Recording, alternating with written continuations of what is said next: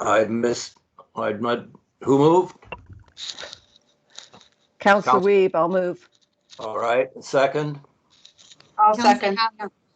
Councillor Howe, second. I'll call the question. Those in favor? Mr. Taylor, I'm not seeing three of the other councillors. I'm only seeing Councillor Howe. Oh, okay. I've got them all on my screen then, so I'll call the votes. Councillor Weeb, could you please turn on your video?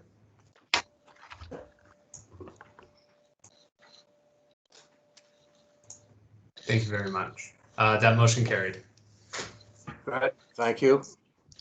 And Councillor Leach and Councillor Hoppel, I don't see.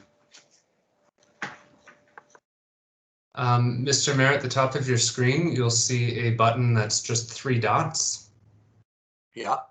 Please click that and then go down to, it says large gallery mode. Yeah, large gallery preview, yeah. Yes, click on that and you should be able to see everyone who has their video on. Oh my goodness, okay. Thank you. All right, Mr. Taylor, do we have anyone for public input? This meeting was open to the statements from no more than 5 members of the public of no more than 2 minutes in length each. None, Mr. Mayor. Okay, we'll go to item 3.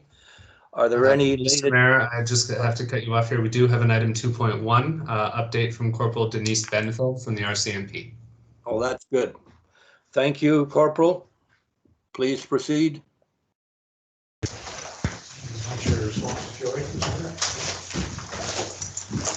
Sorry, we have some limited capabilities for video at our office, so, and I don't fit in the chair.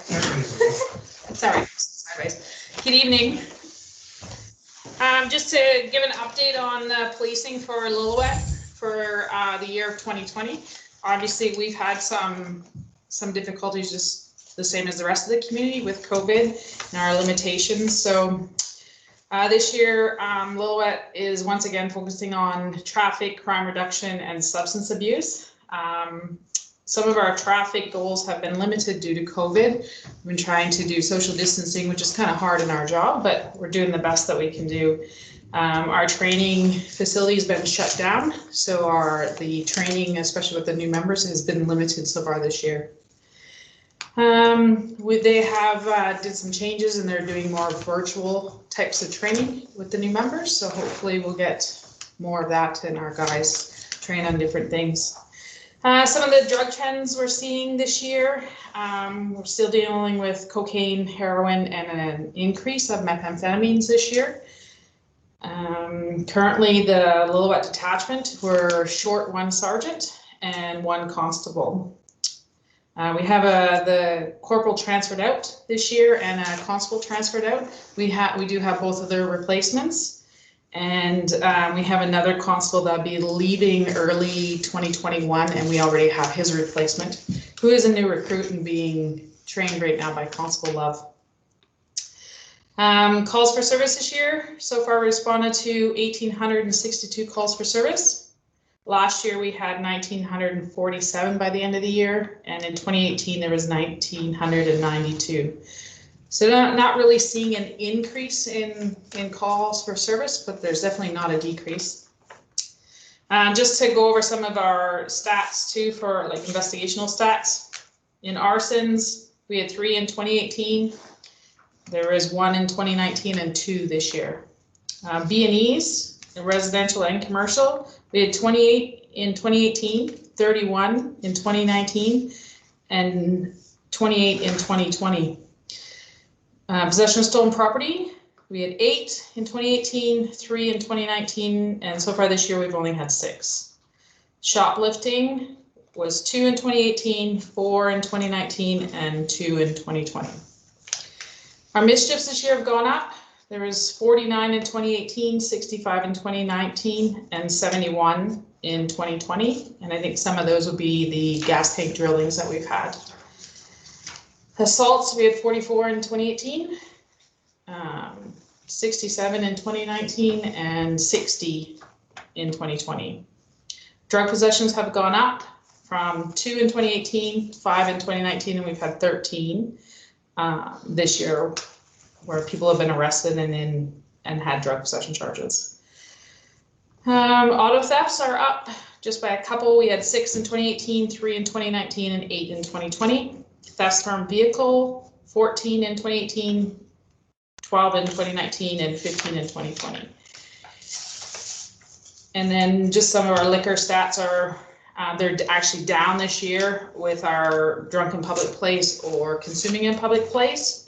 In the past, we've had 138 and then 136, and this year we've only had 79. And I think when COVID first hit, we were seeing less people in town, more people are staying home, and I think that's representative of our stats for our liquor stats anyway.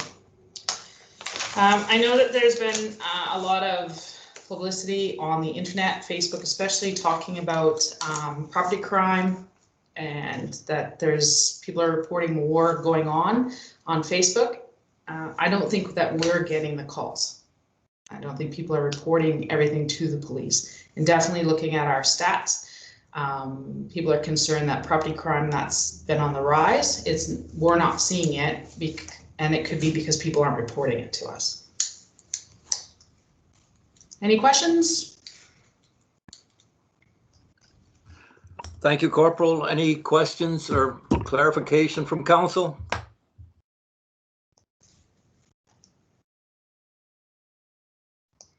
No, I see there are none, and thank you very much for your report. Highly appreciate it. All right, have a good night. Thank you very much. Thank you.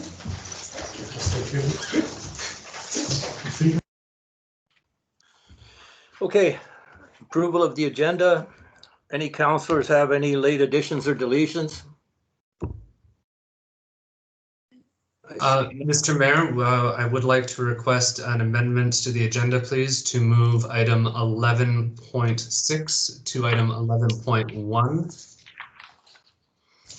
And that is the Economic Development Liaison 2020 highlights. We're going to move that right up to the beginning at your pleasure. 11.1.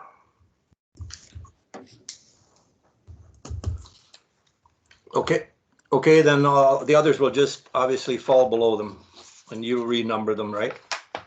Yes, we will. Okay, thank you. Anything else from council? Need someone to move that the December 7th, 2020 regular council meeting agenda be adopted as amended? I'll move that. Okay, Councillor Leach, second Councillor Howe. Call the question. Those in favor? Carried. Thank you.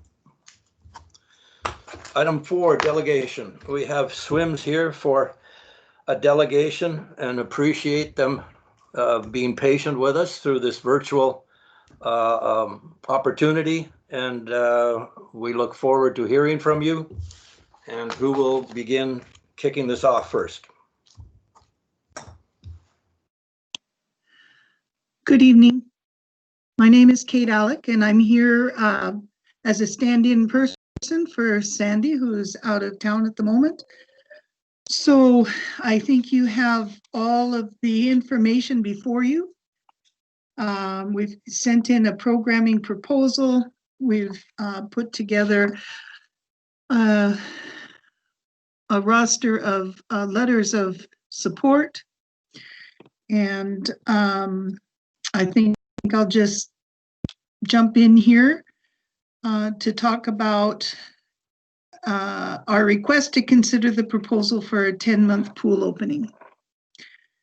So this says post-COVID. As a board member of the executive for SWIMS, I'd like to request that District of Lillooet consider the proposal we've submitted here today. We're well aware that SWIMS cannot source funds for renovations and upgrades to the pool facility. However, through creating a diverse set of programs, we may be able to access funding towards coaches, lifeguards, and equipment to run those programs, similar to what happens in the arena through hockey teams and Skate Lillooet. It's our understanding that the three main issues that keep being presented that are preventing a 10-month or longer pool opening are the lack of lifeguards. It is difficult to obtain committed and trained lifeguards when the pool is only open 3 months of the year. It's difficult to build life-saving and lifeguarding skills within the community in such a short time frame, with no skills building programs like swim team and junior lifeguard club. It's even harder to find staff. It's also difficult to recruit adults who are needed if we want the pool to be open year-round. Adults will need to build their skills and take national lifeguard and Red Cross training. To do this, they need to know that there is the possibility of obtaining long-term job that comes with a living wage. We have to break the self-perpetuating cycle of no lifeguards being available. Another one of the main issues that is of concern is the expense of running the pool. We are well aware that operating the rec center is a challenge due to the low tax base in Lillooet for this, which is such an amazing facility. However, the community has overwhelmingly in the past let council know that the facility is important to them and it is seen as the heart of the community. The pool is also the most expensive part of the facility to operate due to heating and requiring staffing levels. However, we'd like to point out that no public swimming pool in any community makes money or covers the full costs of their operation, but still, many communities understand the importance of the health and well-being of its citizens and the resulting economic benefits that a pool offers, and therefore continue operating their pools. The third item here that we'd like to address is that there's a concern that nobody's really interested in the pool and that it's not well used. SWIMS has had a lot of feedback of the importance of the pool to the people in Lillooet through 2014 petition and through submissions to this proposal and word of mouth. We know that consistency builds interests, and it's through engagement that people become interested and involved in these kinds of community programming. We would like to submit that with a longer pool opening time and a diverse set of programs similar to many other public swimming pools, citizens will start to use the pool more. With regular hours, people will be able to get into a routine and start to develop habits of attending regular openings and taking part in regular programming. There are many people who do not skate or play hockey, and this is a viable alternative for them. The pool provides a safe, inclusive place that does not have high expenses to take part in the programming. There are many elders, people in post-recovery, and other people facing challenges where the pool would support their health and well-being. The pool also provides economic benefits in that we are able to recruit professionals and other people into the community, and through extra staffing and team sports where other communities visit our area to take part. We understand that there are many misunderstandings and strong feelings around the costs and public support to have an indoor pool in Lillooet. The proposal we have submitted today includes some ideas of how we can move forward in making the pool a place that will again become a valued asset in the community. We are requesting Mayor and Council to explore the options we've presented and to allow SWIMS to work in collaboration with the rec center staff in the best way forward to support a longer pool opening and to create programming that encourages use of the facility.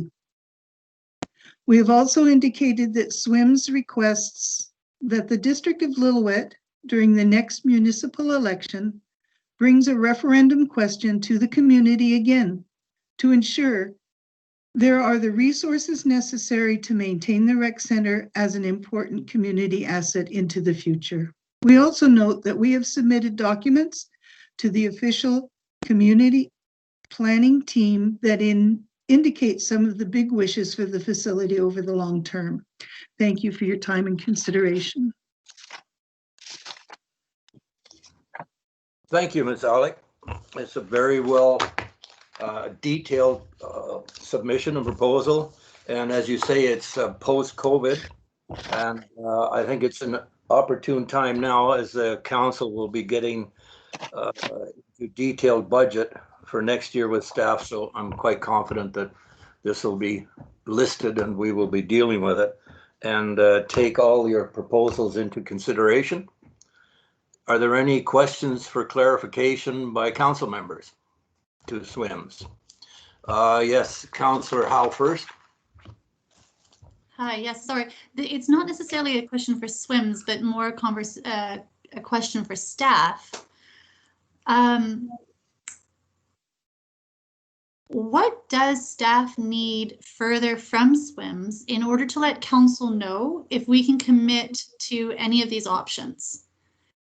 And by that question, I mean, you know, something along the line, like, do we need more budgeting information so that we know if we agree, if we commit to supporting this in any way, shape, or form, that the $105,000 will cover all costs and unidentifiables.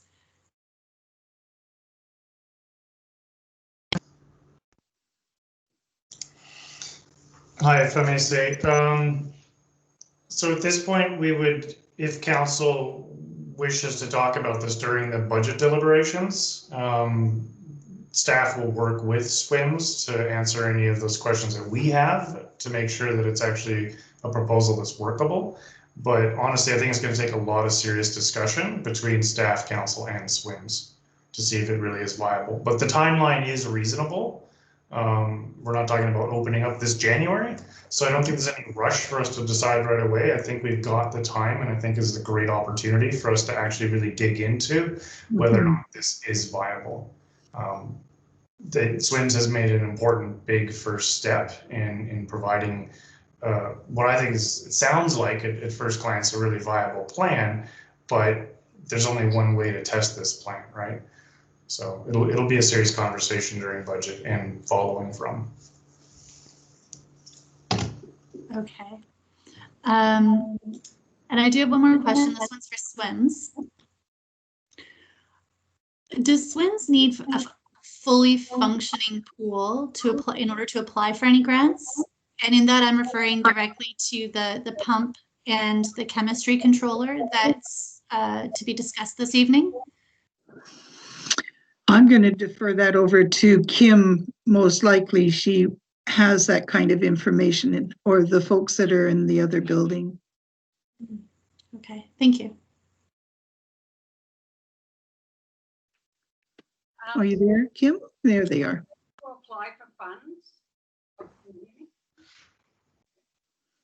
To be able to apply for funds, SWIMS will need a commitment that the pool is going to be open if we're successful with these grants, because we can't apply for grants and then be successful, but the pool not be open, and so they will deliver on those grants.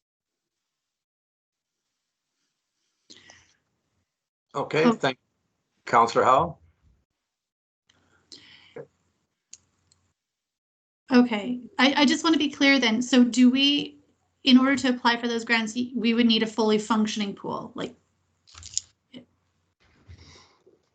we need to know that the District of Lillooet will commit to the pool being open if we're able to get these funds. And yes, that means we would have to have a pool that can open and operate successfully. okay, thank you. Okay, thank you, Councillor Howe. Thank you, Kim. Councillor Leach. Hello, all. So I have a couple of things. First, I'm wondering, Kate, can you just repeat what you said about wanting mayor and council to commit to a referendum in the next election? I just didn't quite get that fully. Sure. And thanks to Kim North, who typed this up so I can answer your question. So what we're asking for here is that the SWIMS requests that the District of Lillooet, during the next municipal election, brings a referendum question to the community again to ensure that there are resources necessary to maintain the rec center as an important community asset into the future. Okay. So the rec center as a whole, not just the pool, that was the question, correct? That's my understanding from what I'm reading Okay. here. Okay, thank you, Kate. Mhm. And then my other, I guess, comment to mayor and council and possibly staff is I would like to, I guess, make the motion that staff review this proposal and bring it to a committee of the whole meeting in the new year or early spring, so we can fully have a lengthy discussion. Mhm. Okay, thank you, Councillor Leach. Are you saying this prior to our budget discussions or post-budget discussions or during it? I think simultaneously. I don't foresee us getting through this before we finish our budget discussions, but I don't think it would hurt that we start the discussion and see where we can go with it. Because I think we need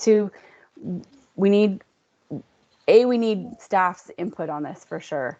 And I know that it's going to be impossible for them to really dive into this so quickly because we're supposed to be starting budget here in the next couple of weeks, and that's not fair to them. So, yeah. So simultaneously, if that answers your question, Mayor Bussey. So what you're proposing is a committee of the whole in which staff will schedule that with us. Correct. Okay. I would like to second that, please, Councillor Weep. Okay, Councillor Hoffel had a comment. Go ahead, Councillor Hoffel. I just had a question through the mayor to staff. If we were to have a fully functioning pool, what of the hot tub? Is there any sort of, can we have the pool without the hot tub, or do we need to have the hot tub running? And that doesn't have to be answered now. It's just something that I would like to know. Thanks. Could I just make one comment? I can answer. Sorry, Kim. I can answer the question regarding the hot tub and the pool. The two facilities, the pool and the hot tub, operate independently of one another. So it is entirely possible to operate the pool without the hot tub being functional. Okay, thanks, Bain. Thank you, Mr. Gare. Anything else, Councillor Hoffel? Then we'll go to Kim. No, I'm good, thanks. Yes, Kim, go ahead.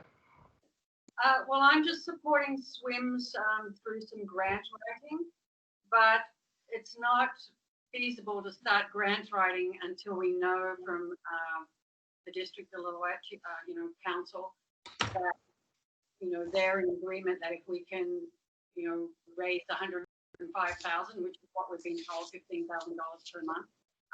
If we can raise at least that amount of money, that the district would, say yes to a pool opening for 10 months. So it's very difficult if we have to wait until spring or something like that to start writing grants, because this time and early spring are going to be the times that we'll be writing the grants, so that we know if we're going to be successful later in the year. Okay, we understand that. Councillor Leach, you had something to add? Yeah, and Kim, I fully understand that. I think there's several pieces to this proposal that we really need to thoroughly go through. And I think that's why giving you a commitment tonight is not the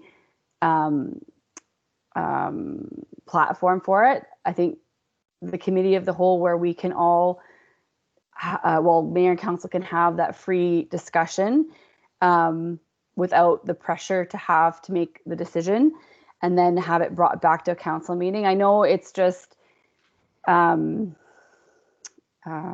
lost my words, I'm sorry. It's just, oh my goodness, I've lost it. It's a smoother process, and it's better It that is. it's a significant decision, and it's better that everyone has their input, clear understanding, and that we want council and staff on board in order to assure the support going forward. It was a contentious issue in the past, and we, the council, and with our staff, we can certainly deal with it in an open and fair fashion. And I think Councillor Leach is absolutely correct. A committee of the whole would really bode well for all of us to get all our issues on the table and understand each other as we're going forward. Just one point, Mr. Taylor, I see a guest there flashing. Is somebody out there wanting to have input here on this conversation? Mr. Mayor, it does look like that Kim North has clicked the hand raise button, and it looks like Sean Merck has as well. So that may indicate that they want to add something. Mr. Taylor, please feel free to make sure that I don't miss anybody in this conversation. So who is next? Kim North, would you like to turn on your video, please? No, I already spoke. I think Sean, he's a board member of SWIMS. He has his hand up and ready to say something. Go ahead, Sean. Okay, thank you, Mayor and Council. Question is, when would you have a timeline of be able to get back to us with a yay or nay with our options? The reason, as Kim said, grant writing needs to start taking place now because most of the submission deadlines are prior to April. Even most of our in February, end of January, February. So time is of the essence. And I think when you're looking at also the economic development of this town, time is of the essence also in having a feasible rec center for this community. Right now, as a professional in this town with young children, it's not very inviting knowing that there's not many options for our children, even pre-COVID. When a pool which offers a life-saving or a life skill is not available in a town this size, it's quite discouraging. And when I first came to this town 2 years ago, one of the deciding factors of me and my family coming to this town was what was offered to the children. And we stopped in the rec center and went for a tour there and was impressed. And the pool was running at that time. Came back, moved here in August, pool was shut down. And that was, I almost packed up and went home. That's the type of deciding factor of having a functional rec center for this town is you're not gonna attract professionals to this town when you don't have something viable for a young family. And if you want to go and develop something, we have an aging population with very few professionals in town, and some of our major industries are in decline, such as the forest industry. So to attract in post-COVID or even during COVID, people who can work remotely that have families, there's not much to offer a young family. That's where I'm coming from, and this is why I joined SWIMS as a board member and willing to do that extra work for the community to make it a community that is viable and exciting to families. Thank you. Thank you, Mr. Merck. Mr. Taylor, do you have your hand up, or are you going to defer to Mr. Deniger? I'm going to defer, Mr. Mayor. Thank you. Mr. Deniger, I think you got an idea in terms of the timeline. We've got a lot of work to do before we can get some commitment here, and I can understand their concern about getting a commitment going forward, but then we've got some heavy decision making to make.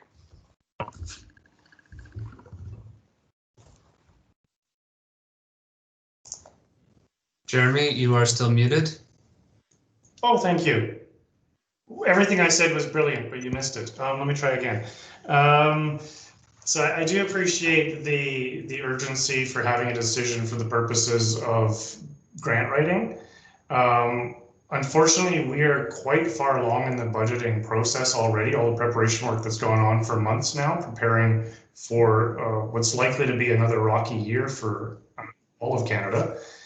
And as well, to make a commitment for a budget, which ultimately is in 2022, I don't have a crystal ball, and I don't think council does either. And so I don't know how firm a commitment council could make even in January or February of next year as to what the financial situation of the district's going to be like in 2022. So I think we need to start the conversation early next year. I don't think a lot's going to get done over the Christmas season, but we can certainly commit as a district and staff to try to do our best to make progress on this in the early part of next year. But I don't think that it's reasonable to expect that council could make a really sound, fully informed decision really quickly for what's years out. If we find in 3-4 months into next year, we've got everything nailed down and feel really comfortable about it, then yeah, we can start making proposals for commitments in small ways. And as well, as CFO's pointed out in the side conversation here, a budget can be amended later. So if we need to adjust things later in 2021 or 2022, we can always come back and re-examine it. But to make a full-blown commitment for 2022 isn't really fair to council at this point. And I think Councillor Leach said it as well, that we need time to prepare for the conversation and have a conversation that's not stressed for time. This is not the meeting to have a commitment in. Thank you, Mr. Denegar. Mr. Merck, you had a quick comment? Yes, thank you. So the proposal was for September 2021, not 22. So time is of the essence. And if you're waiting until 2022, I think the ship will sailed with equipment that's getting older and older in the pool. If it's not used and maintained, it's just going to cost more money to eventually open it up. And also the fact that you just had a big inquiry into changes for the prospective economic development of the town, and you've got a lot of feedback from the town for the pool. And so the message that's being sent then is thanks for your feedback, but we're not listening.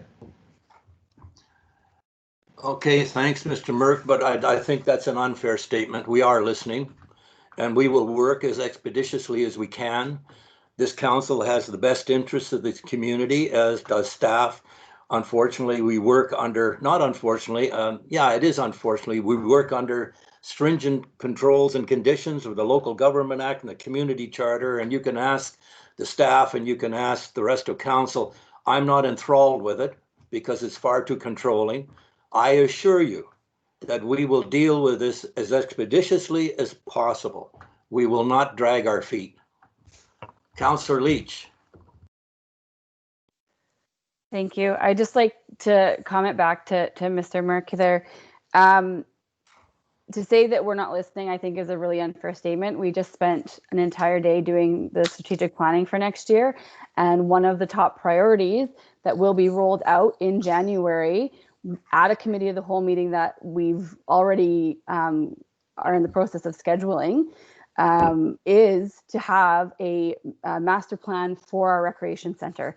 And so that includes the pool, it includes the ice, includes the gymnasium. And yeah, our equipment is getting old and failing. It has been for many years prior to us even sitting in these seats. And as you will see on the agenda later tonight, we will be talking about whether or not we want to release funds for little pieces of equipment that we can fix in the meantime. So what I would ask, I am fully grateful that this board of directors that has come up on SWIM since the latest AGM continue to come to council meetings, continue to come to these committee of the whole meetings where the pool is being discussed, and come to the budget meetings where these items come up, because that is where we need you guys. Thank you. Okay, thank you, Councillor Leach. Look, folks, we've got a motion on the floor, and essentially it is for a committee of the whole. And as Councillor Leach says, there is where you can hear us as we table all the issues in terms of moving ahead. And I'll allow a couple of very quick comments, but I want us to move on. We have a motion on the floor, and I want council to vote on whether we have a committee of the whole meeting or not. So Kim North, you're next. Hi there, Rochelle Ryder here, another board member. I'd like to reiterate what Mr. Murphy said. We also moved here because we saw that Lillooet had a pool. We have a very active swimming daughter. We got into the pool once before it closed for the last time, so we did get to enjoy it a little bit. Just as a community member, I'm not sure if this is the place for it or if you can disclose it, but as a community member, I'm wondering, since the pool didn't open this summer, does that budget carry forward to allow the possibility of 6 months already being paid for, or is that sort of thing just for one fiscal year?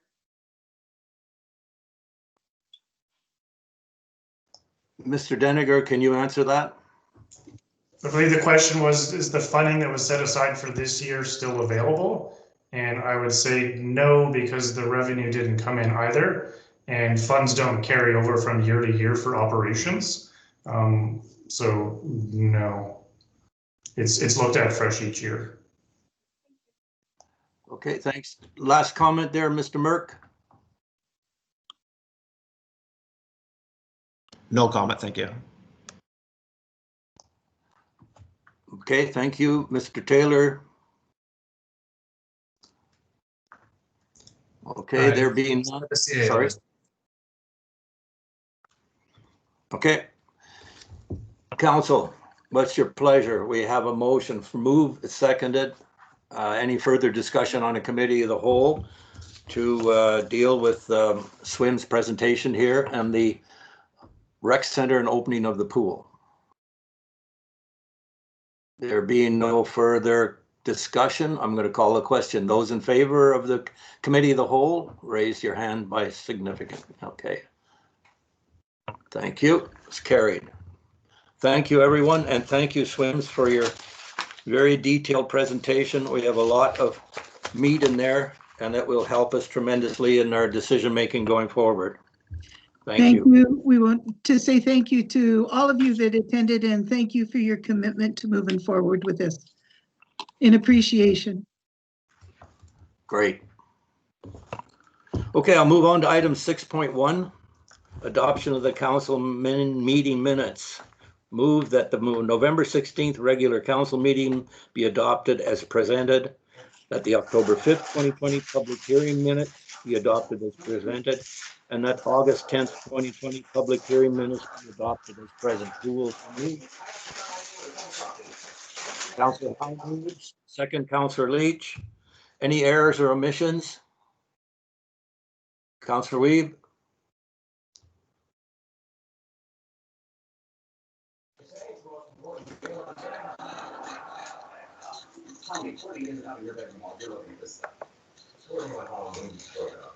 Oh, you're trying to fill the void and mend a broken heart.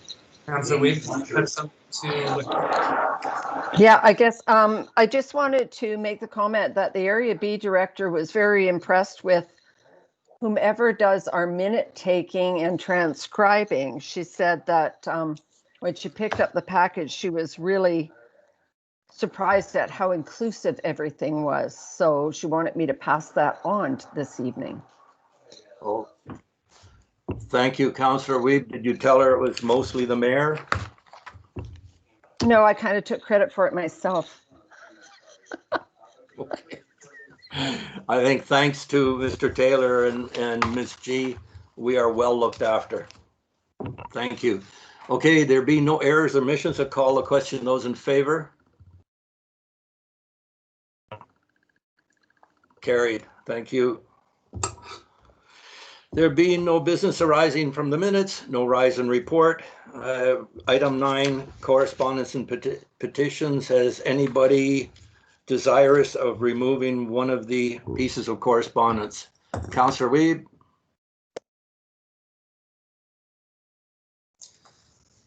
I believe Councillor Weeb's video has actually frozen, Mr. Mayor. Okay, thank you. Then I will say, seeing that nobody wants to remove the correspondence, I would need someone to move that correspondence included the information report dated November 27 be received for information. Who will so move? Councillor Howe, second Councillor Leach. Call the question. Those in favor? Carried. Thank you. Now, item 10. Committee of the Whole recommendations for Freeman Ward 2020. Staff want to remark on this, or Councillor Hall? Thank you, Mr. Mayor. What I am going to request at this point is that we hold off on this item until we are able to get Councillor Weeb back into the meeting, as the vote on this item does need to be a unanimous vote of council. Gotcha, that's right. Okay, thank you. Shall we move on to item 11, or shall we wait for a few moments? I believe she's back in the meeting, so we can proceed with 10.1 at your pleasure. Welcome back, Councillor Weeb. So, I have no idea what's going on. Item 10.1, Committee of the Whole recommendations for Freeman Ward 2020. Thank you, Mr. Mayor. Council has at a committee of the whole considered nominees for the Freedom of the Municipality Award. The Freedom of the Municipality by policy is awarded, or may be awarded, in the second and fourth years of a council term.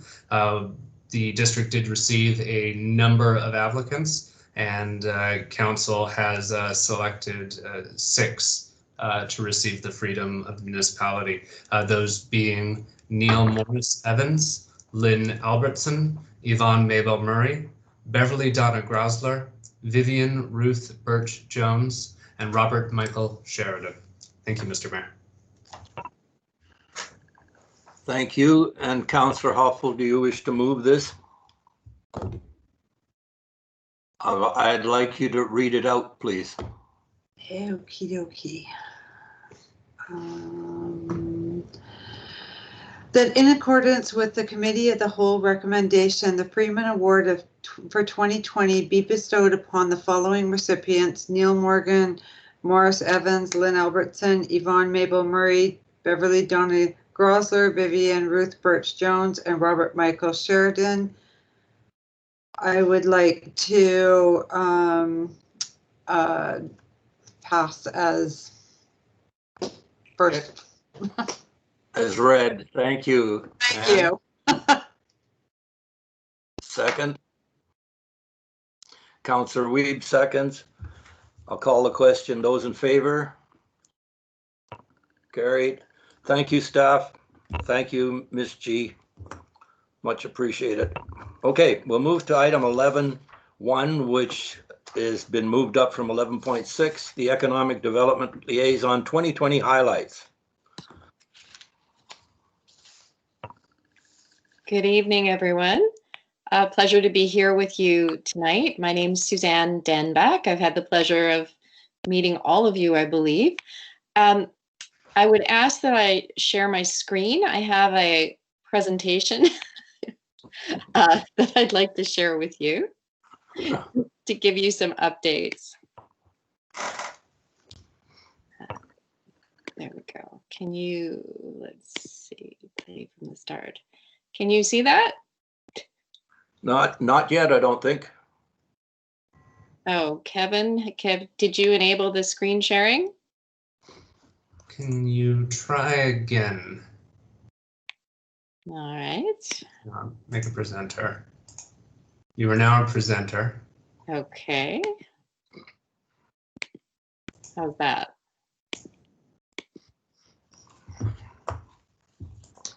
Not yet, but I do have it up here. I can try and share it from my screen if you'd like. Sure, why don't we do that?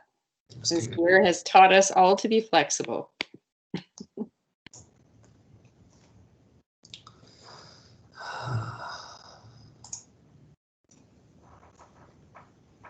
Is everyone seeing that?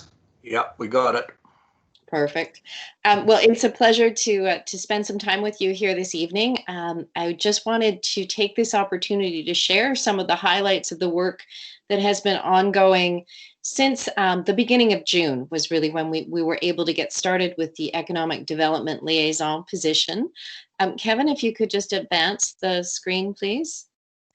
So in terms of sharing with you the work that's been underway and some of the highlights, I thought it was easiest to characterize it in terms of phases that we've been going through, but it's not been a linear process. So there's been really 3 distinct areas of work that have been underway: the gather and share information piece, and then identifying immediate threats and recovery opportunities, and finally planning for long-term resiliency.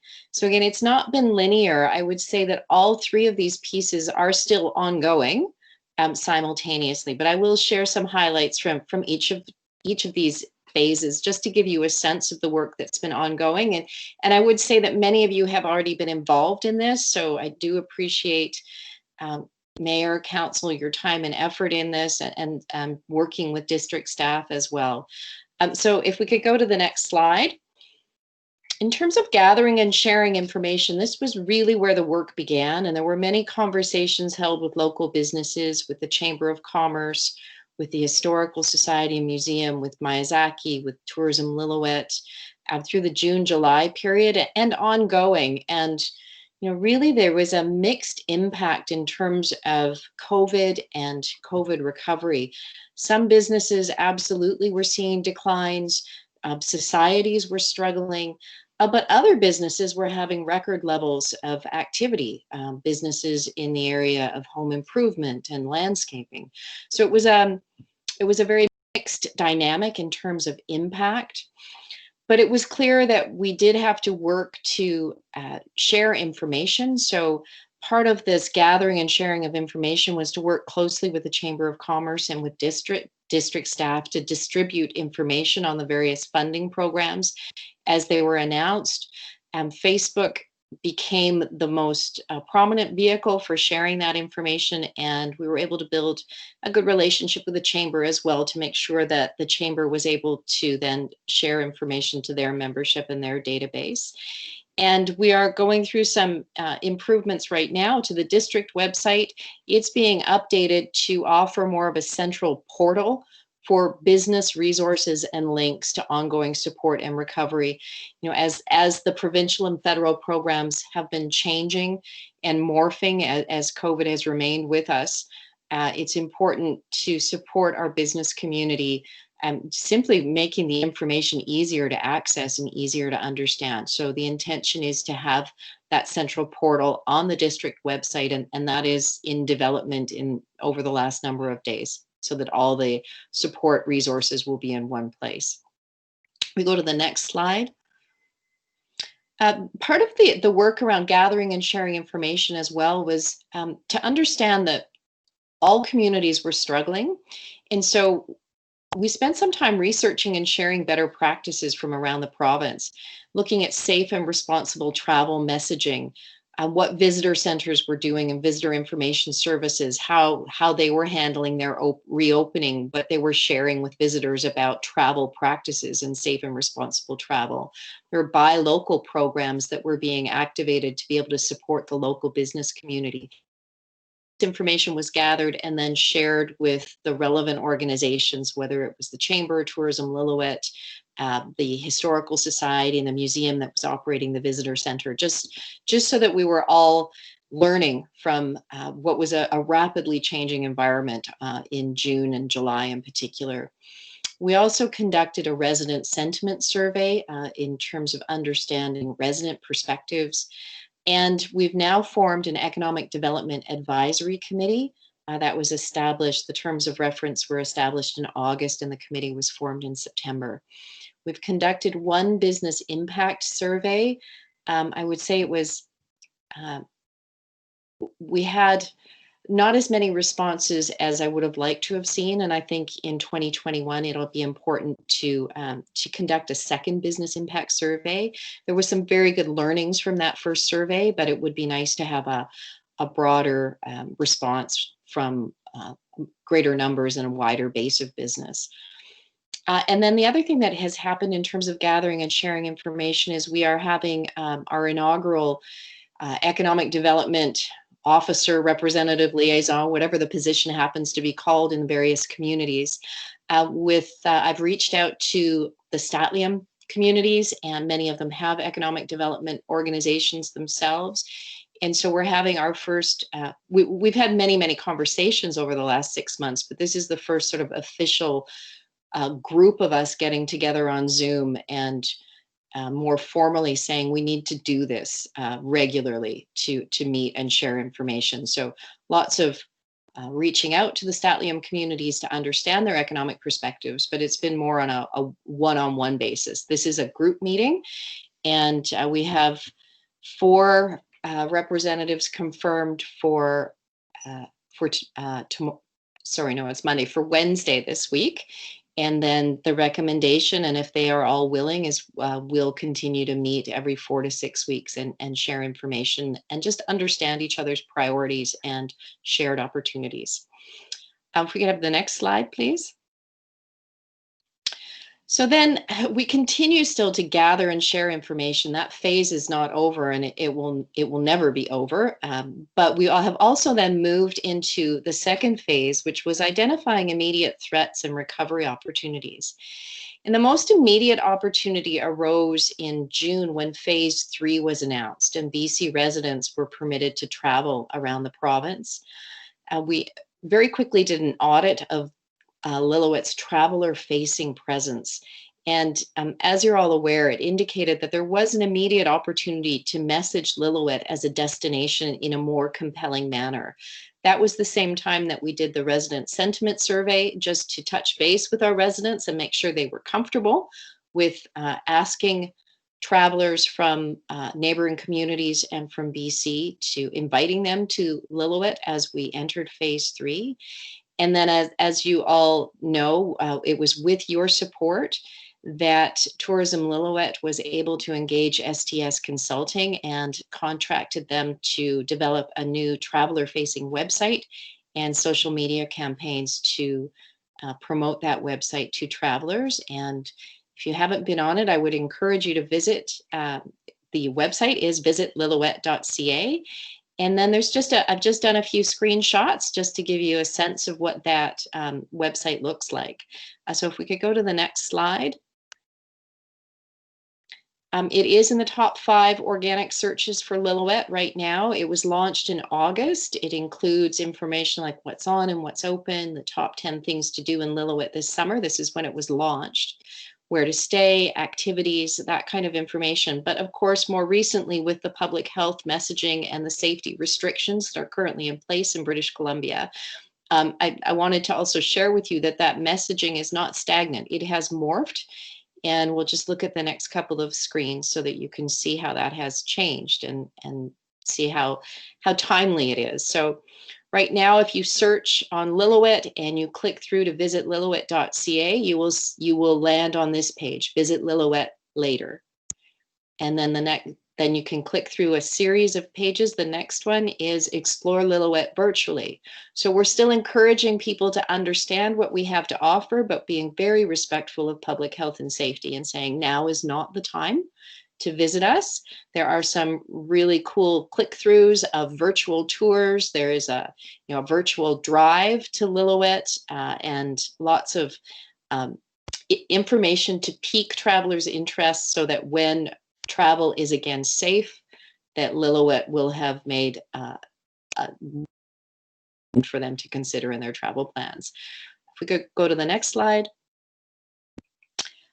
There is a specific section on COVID-19 health and safety and the resources there that are now really widely accepted messaging in the tourism industry in BC. And we can just quickly go through the next 3 slides. plan ahead, be kind, and explore responsibly. So really good information in there about when you do come to Lillooet, this is what safe and responsible travel looks like here. And we can go to the next slide. There's also a St'át'imc Nation acknowledgement on there that we are on the unceded territory of the St'át'imc Nation. So I just wanted to share that with you because I know that's also a very important acknowledgement to be made. So the website is looking really good. It is morphing and changing real time as public health requirements are changing, and it was money well spent. And that was really the most immediate opportunity in the short term. We knew that BC residents were going to be traveling their backyard, and they certainly did. And so we wanted to make sure that we were putting our best foot forward and really showcasing Lillooet in a positive way. So if we can proceed. The third phase, and again, we're still looking for those immediate opportunities and some guerrilla campaigns where it makes sense to do so. We're still gathering and sharing information, but it was also important to begin planning for long-term resiliency. And that really has been, in large part, the work of the Economic Development Advisory Committee working alongside with me so that we would be able to come forward when we had enough information and a strategy in mind, that was something that we could share with mayor and council and make some more concrete recommendations. So we have formed the committee. We have a terms of reference. There was an expression of interest published so that anyone that was interested in joining the committee could do so. And we now have quite broad sector representation. It's an excellent group of representatives from the retail sector, we have a BC Hydro rep, forestry, tourism, agriculture, the not-for-profit societies, small business, arts and culture. So a really broad group of interests and experience at the table, and a really excellent group to work with to share ideas and thoughts about economic recovery, economic opportunity, and long-term resiliency. Go to the next slide. We've met 3 times since the committee was formed in September. We've had presentations on the OCP update, a discussion of the downtown revitalization and redesign opportunity. The Innovation Hub concept has been presented to the group so we could understand that. And then each of the sector representatives over the course of our 3 meetings has had the opportunity to talk and share their insights on the current state and opportunities. I've failed to mention, we also have a representative from the real estate sector. So we've gone through all of our sectors, shared information, talked about immediate opportunities, longer term economic opportunities. Forestry is the only area where we feel like we need we need more information in all areas, but we haven't actually had a presentation on forestry from our forestry rep. The timing has been such that they've not been able to join us. So we're going to reach out and ask a second forestry rep to join the table so that between one or both of them that we'll get a deeper understanding of the short-term forestry challenges, the opportunities, and longer term where the opportunities lie. Go to the next slide.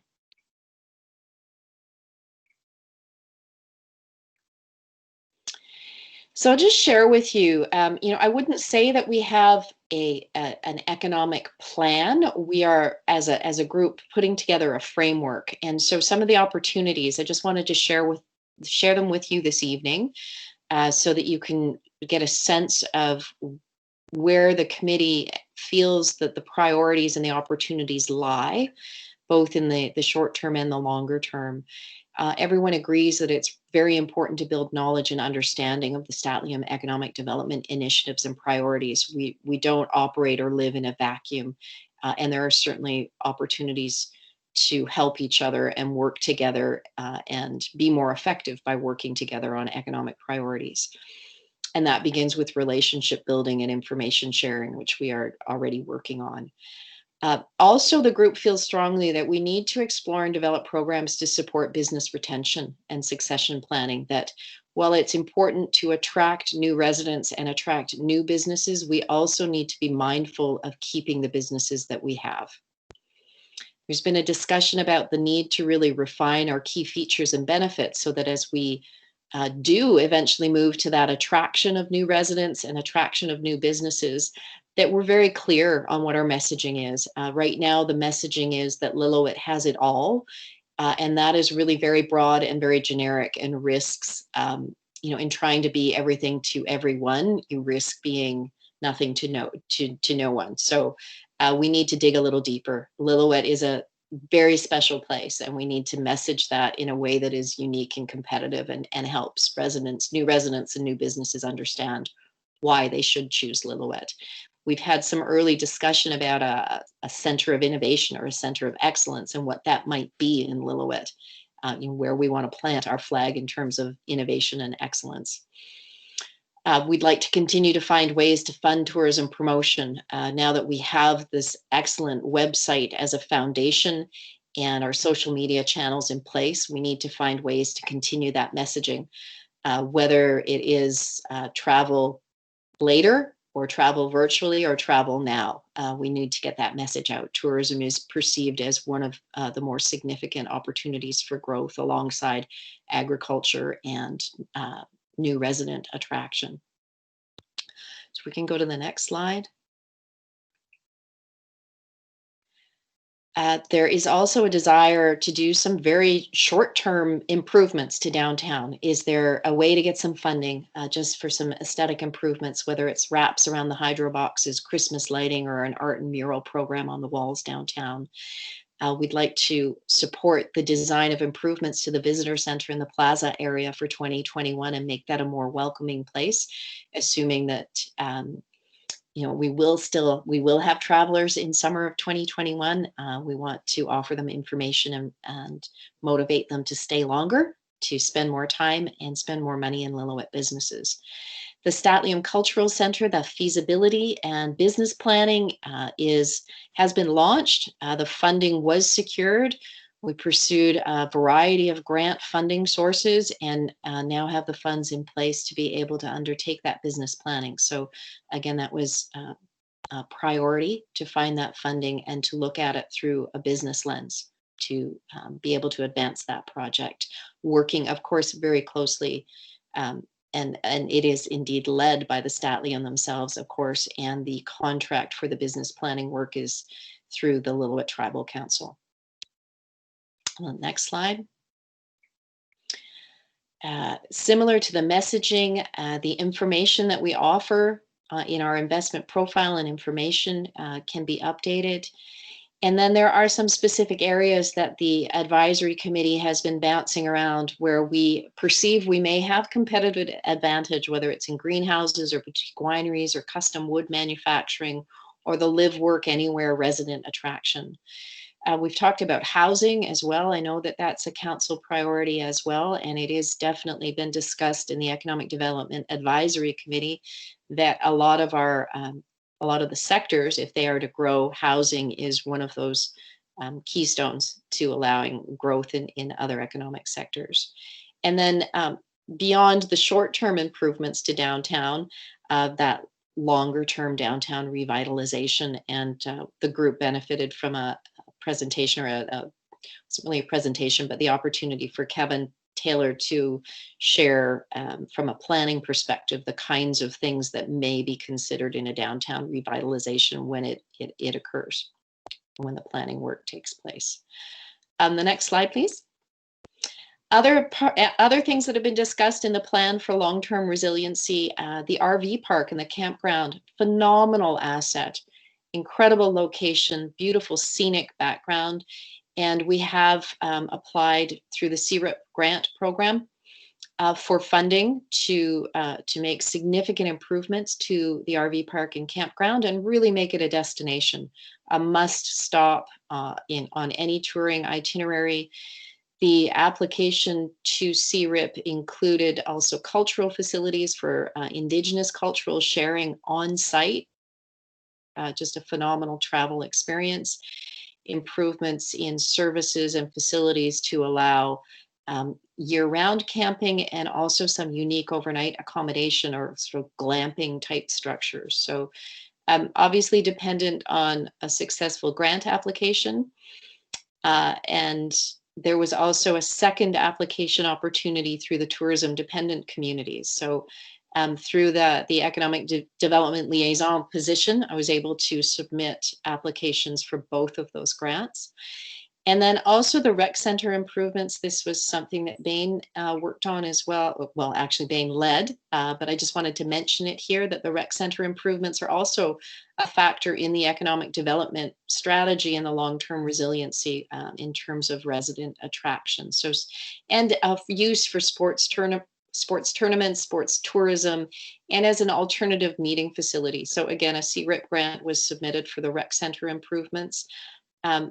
We have LAFs on our advisory committee, and the cold storage facilities that they're currently exploring, of course, would be a very important next step for the agricultural sector in our community.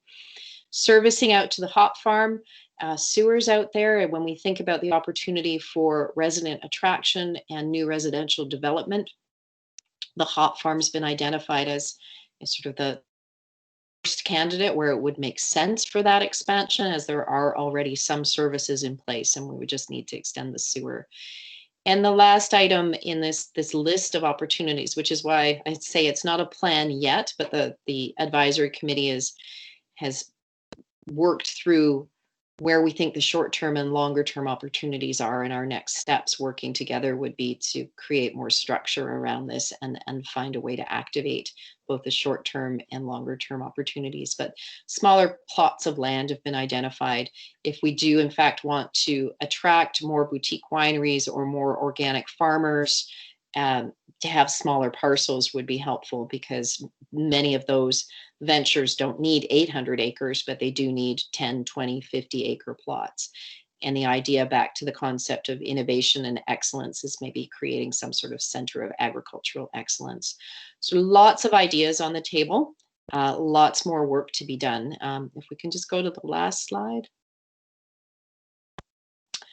Always welcome council's additional input to these future opportunities, and the understanding that economic development is a multi-year process. This first year has established a foundation, a lot of information gathering, a deeper understanding of the opportunities from which we can move forward. But there is definitely more work to be done. But it's been a pleasure in the last, I guess, 6 months to have activated as much as we've been able to activate to this point in time. So thank you. Thank you, Ms. Stenbeck. Nicely done. Any queries or comments from council? Councillor Wiebe. I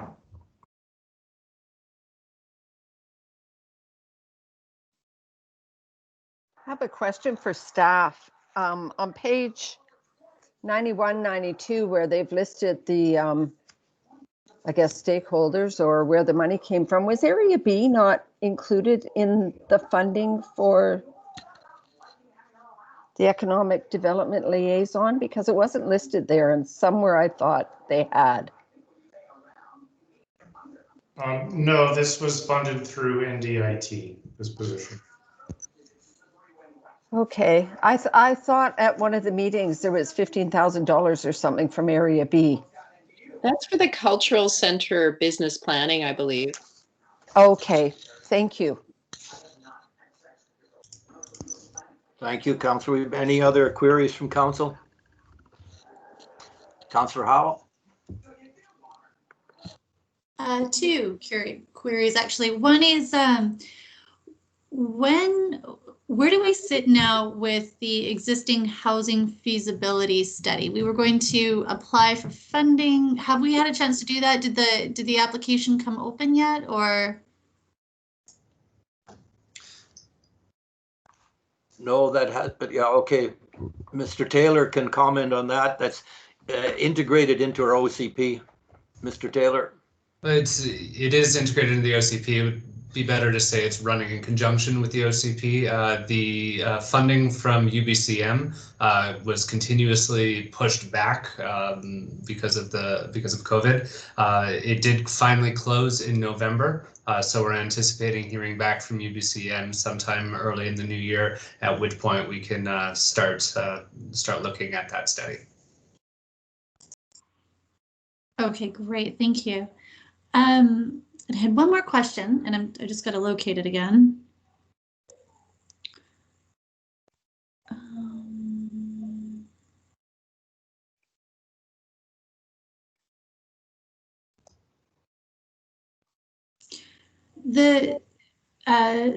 Suzanne, you had mentioned sewer available to the hot farm because of services that are already available. If this question's actually to staff, perhaps. If we were, at what point do we start looking at and investigating our options for growth? Would that be part of the OCP? And if so, is that an additional study that we would have done? Thank you, Mr. Mayor. With the housing needs assessment and through the OCP process, where we will designate areas as growth areas or not, that will then lead into the conversation of service extensions. So it's kind of a multi-prong approach from the processes that we've already started. Deciding whether we want to run sewer to an area like the hot farm will come out of that. Okay, thank you. And one last question, sorry, for Suzanne.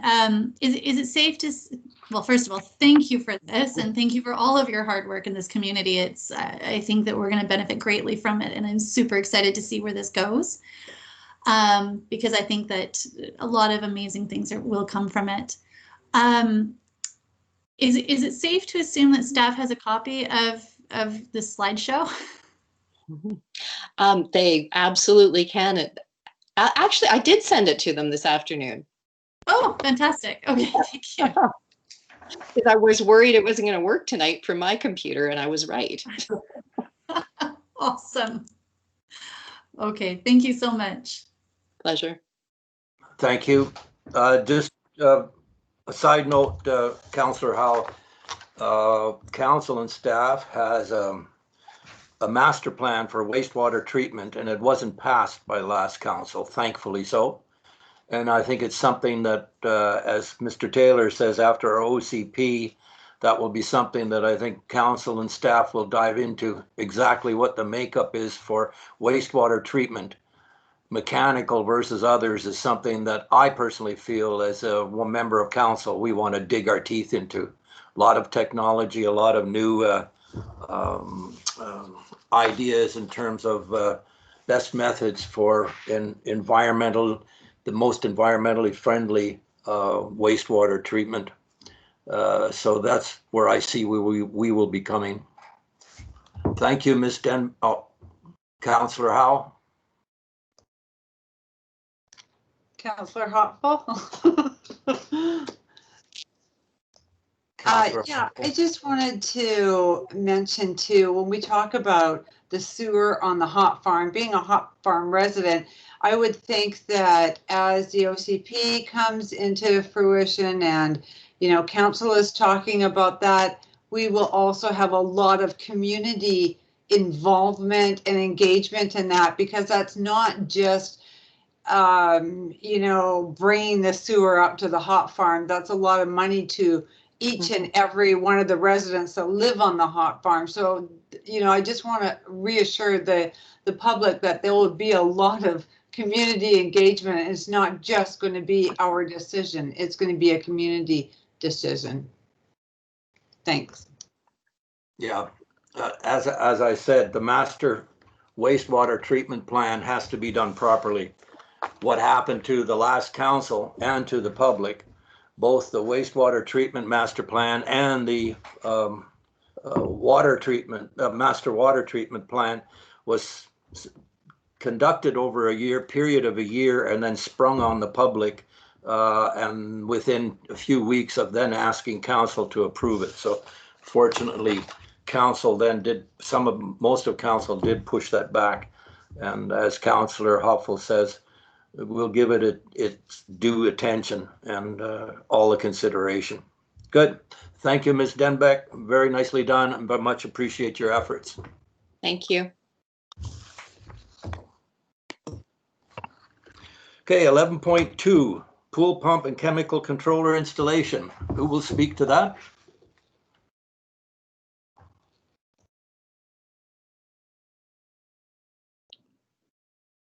As soon as I can operate my computer here, I can speak to it.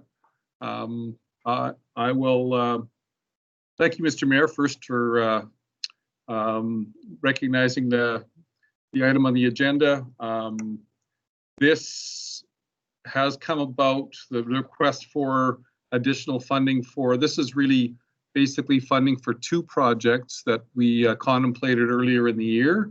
The first was the replacement of the main circulation pump in the pool, and the second was the replacement of the chemistry control unit for the pool as well.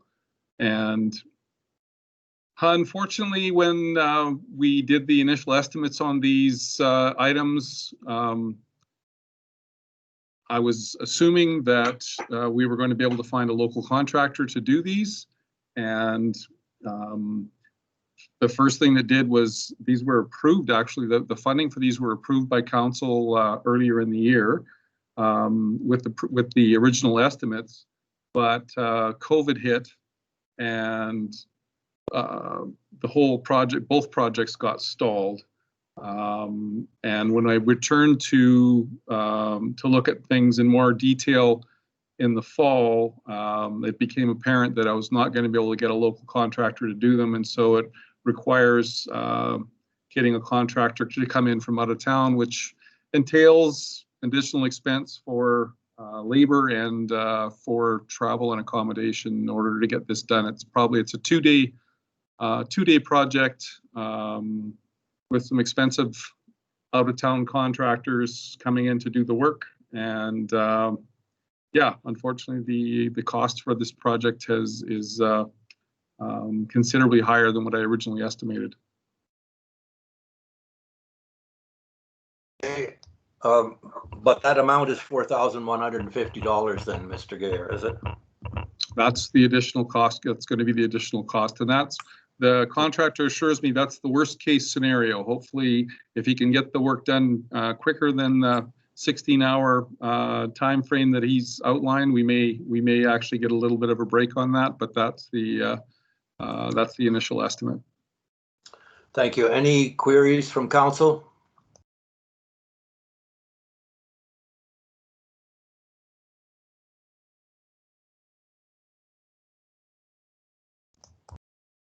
Councillor Howe? I'm just curious. And before I ask my question, I just want to say that the pool, as much as we as a community need it, and as much as a community we want it, I do query as to whether or not we'll be using it in 2021, if that's feasible and realistic. And there's many different factors that come into play about why that may or may not be.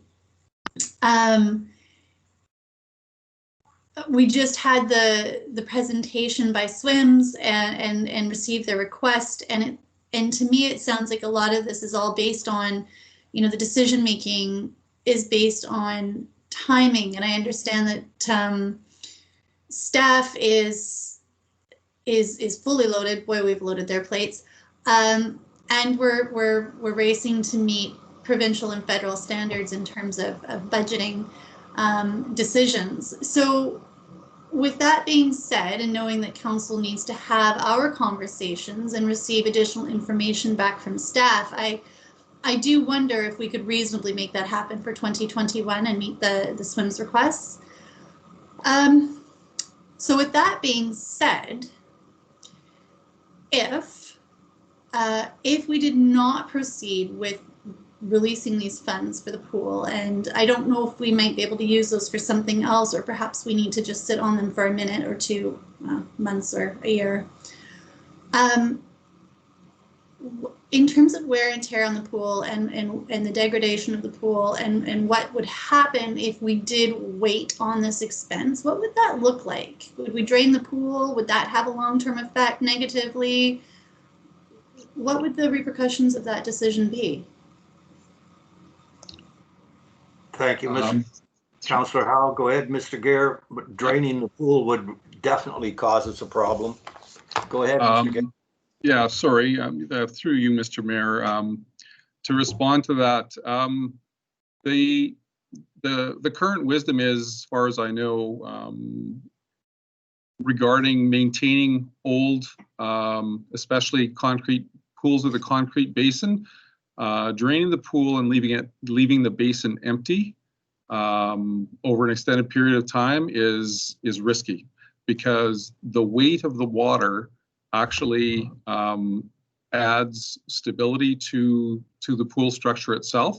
If you let it sit empty for an extended period of time, it's possible that you could actually have more cracking and problems with the concrete basin itself, especially one that's as old as this one. The request that we have here to replace the existing pool pump is actually, it's important for you to understand that the pump that's there is probably 20 years old or older. At this point, the impeller in that pump is so badly damaged that it's not moving nearly the quantity of water that it needs to in order for us to meet health regulations for turnover in the pool. We're required to be able to turn the pool water over. That's 139,000 gallons rotated 4 times during the day. And that's to ensure that there's proper circulation of chemicals and for just to keep the water safe for people to be in. The old pump right now is not nowhere near meeting that requirement. So we've budgeted for an opening in 2021. That may or may not happen, I think, depending on a number of factors, COVID being one, staffing being another. In preparation for the hopeful possibility that we would open for that 3-month opening that we've budgeted for, we will need this pump and this chemical control unit in place. Thank you, Mr. Gare. I guess the short of it is, Councillor Howe, is that obviously the water has to be kept circulating. The longer we postpone this type of thing, the more expensive it is to get it back into snuff. And I guess I'll be a little bit glib that if we do take the water out of it, then Councillor Wiebe will probably get her skate park. Any further queries from council? All right, somebody please move. Councillor Wiebe moves that in accordance with the that the Park Lane Pool and Spa be engaged to install a new pool pump and new chemistry controller in the rec center pool, and that the 2020 budget be amended to include an additional $4,150 for installation costs. And Councillor Howe second. No further discussion. I'll call the question. Those in favor? Carried. Thank you. Okay, item 11.3. Thank you, Mr. Garrett.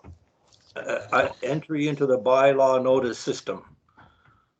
Staff, speak to that, please. Thank you, Mr. Mayor.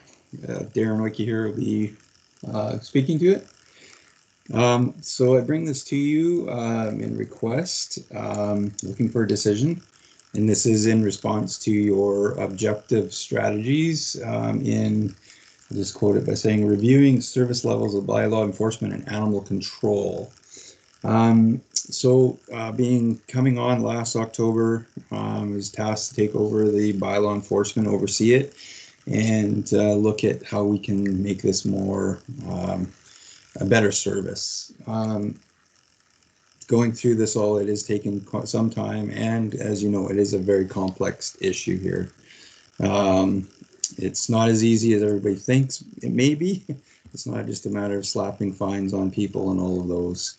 We do have to take some compassion and all those and take people's considerations in that. So in reviewing all of what we had, and I'd like to thank Kimberly G for helping out, and I don't think we'd be able to get this going without the people that we had now looking at it. So Kimberly's been assisting me and doing a lot of work in this. So in doing so, we've taken a look at the policies, we've taken a look at what we have in place, and we're looking at having to do a total revamp on the system.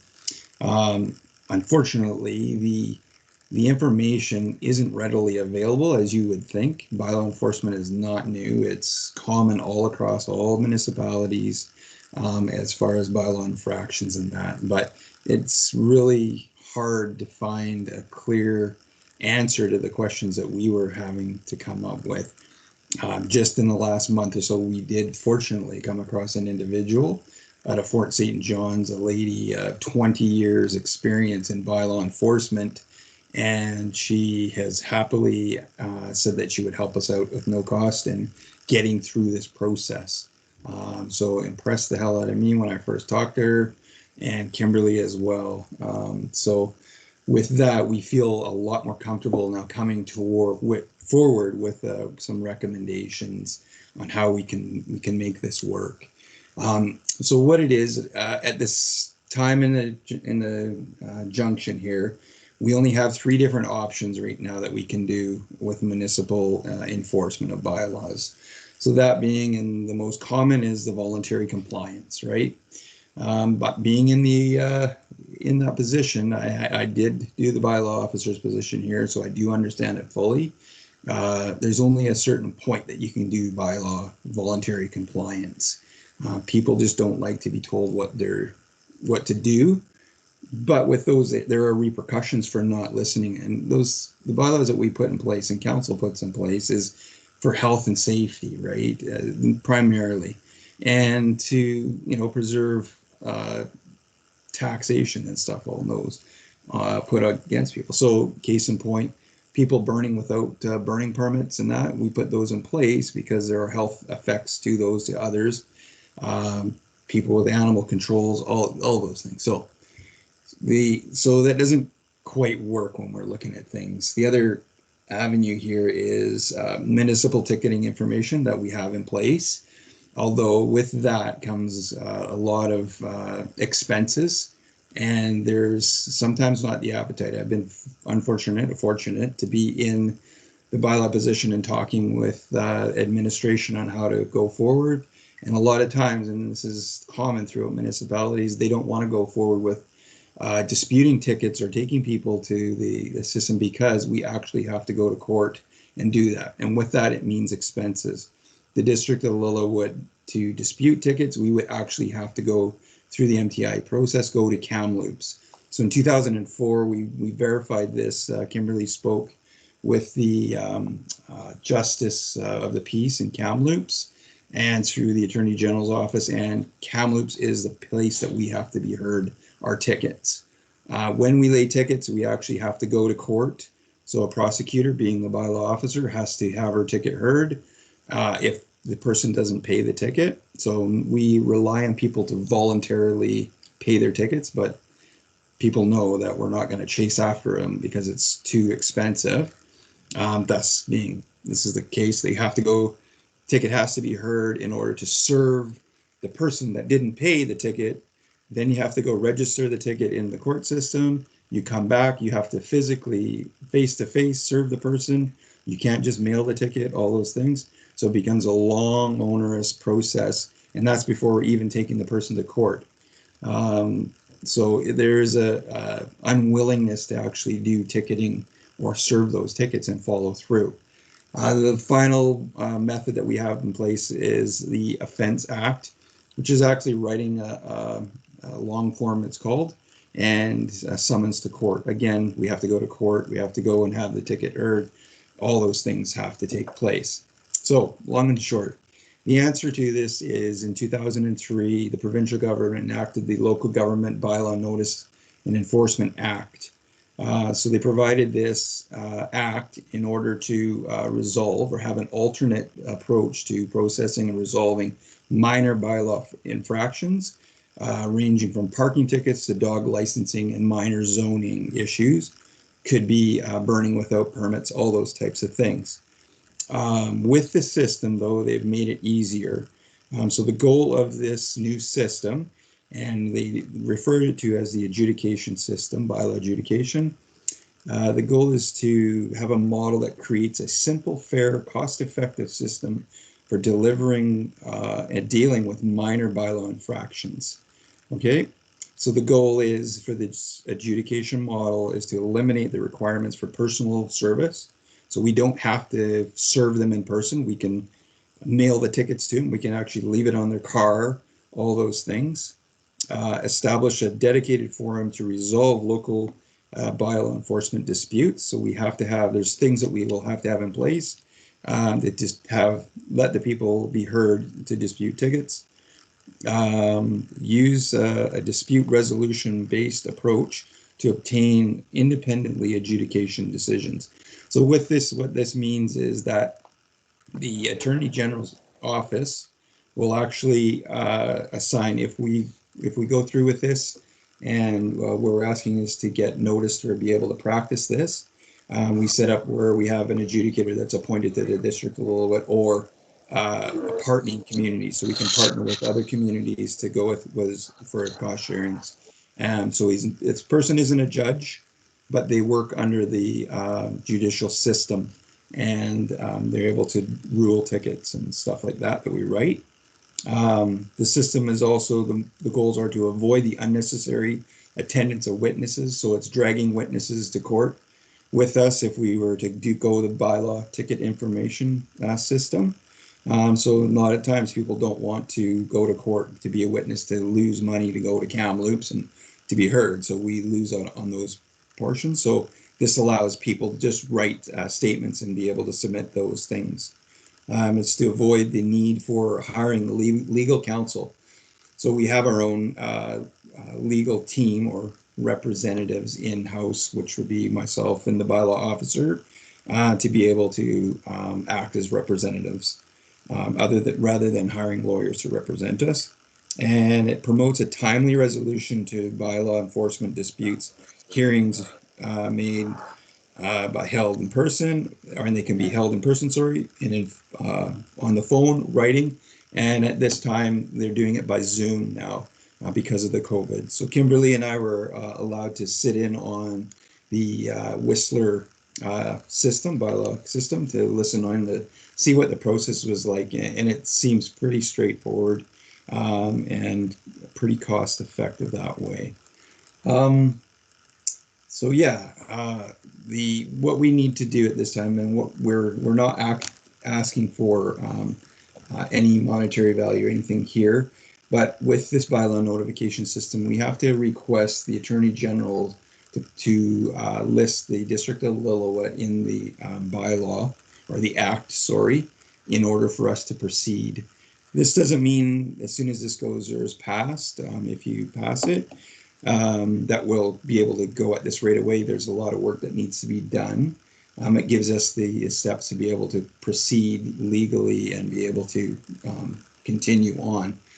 I will say with that, the information that we're receiving from the individual in Fort St. John, a lot of the legwork has been laid out.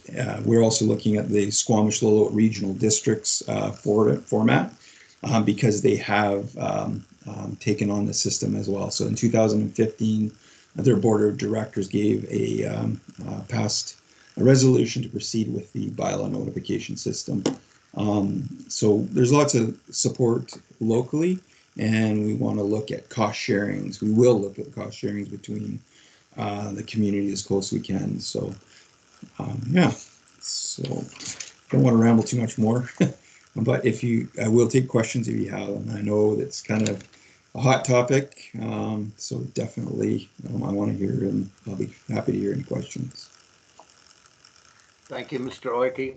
Any queries from council? Sounds, Councillor Howe? Go ahead. Sorry, just Mr.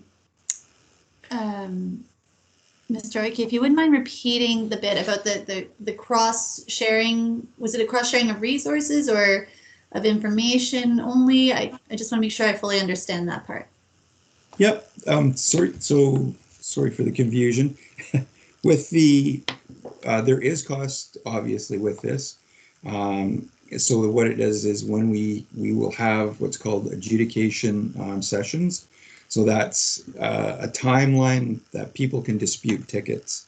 So in talking with Whistler and Squamish, they set aside 3 different times within the year.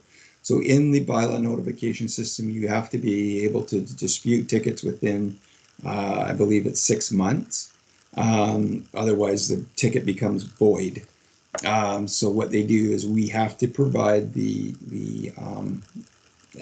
tool in order for people to be heard and dispute their tickets.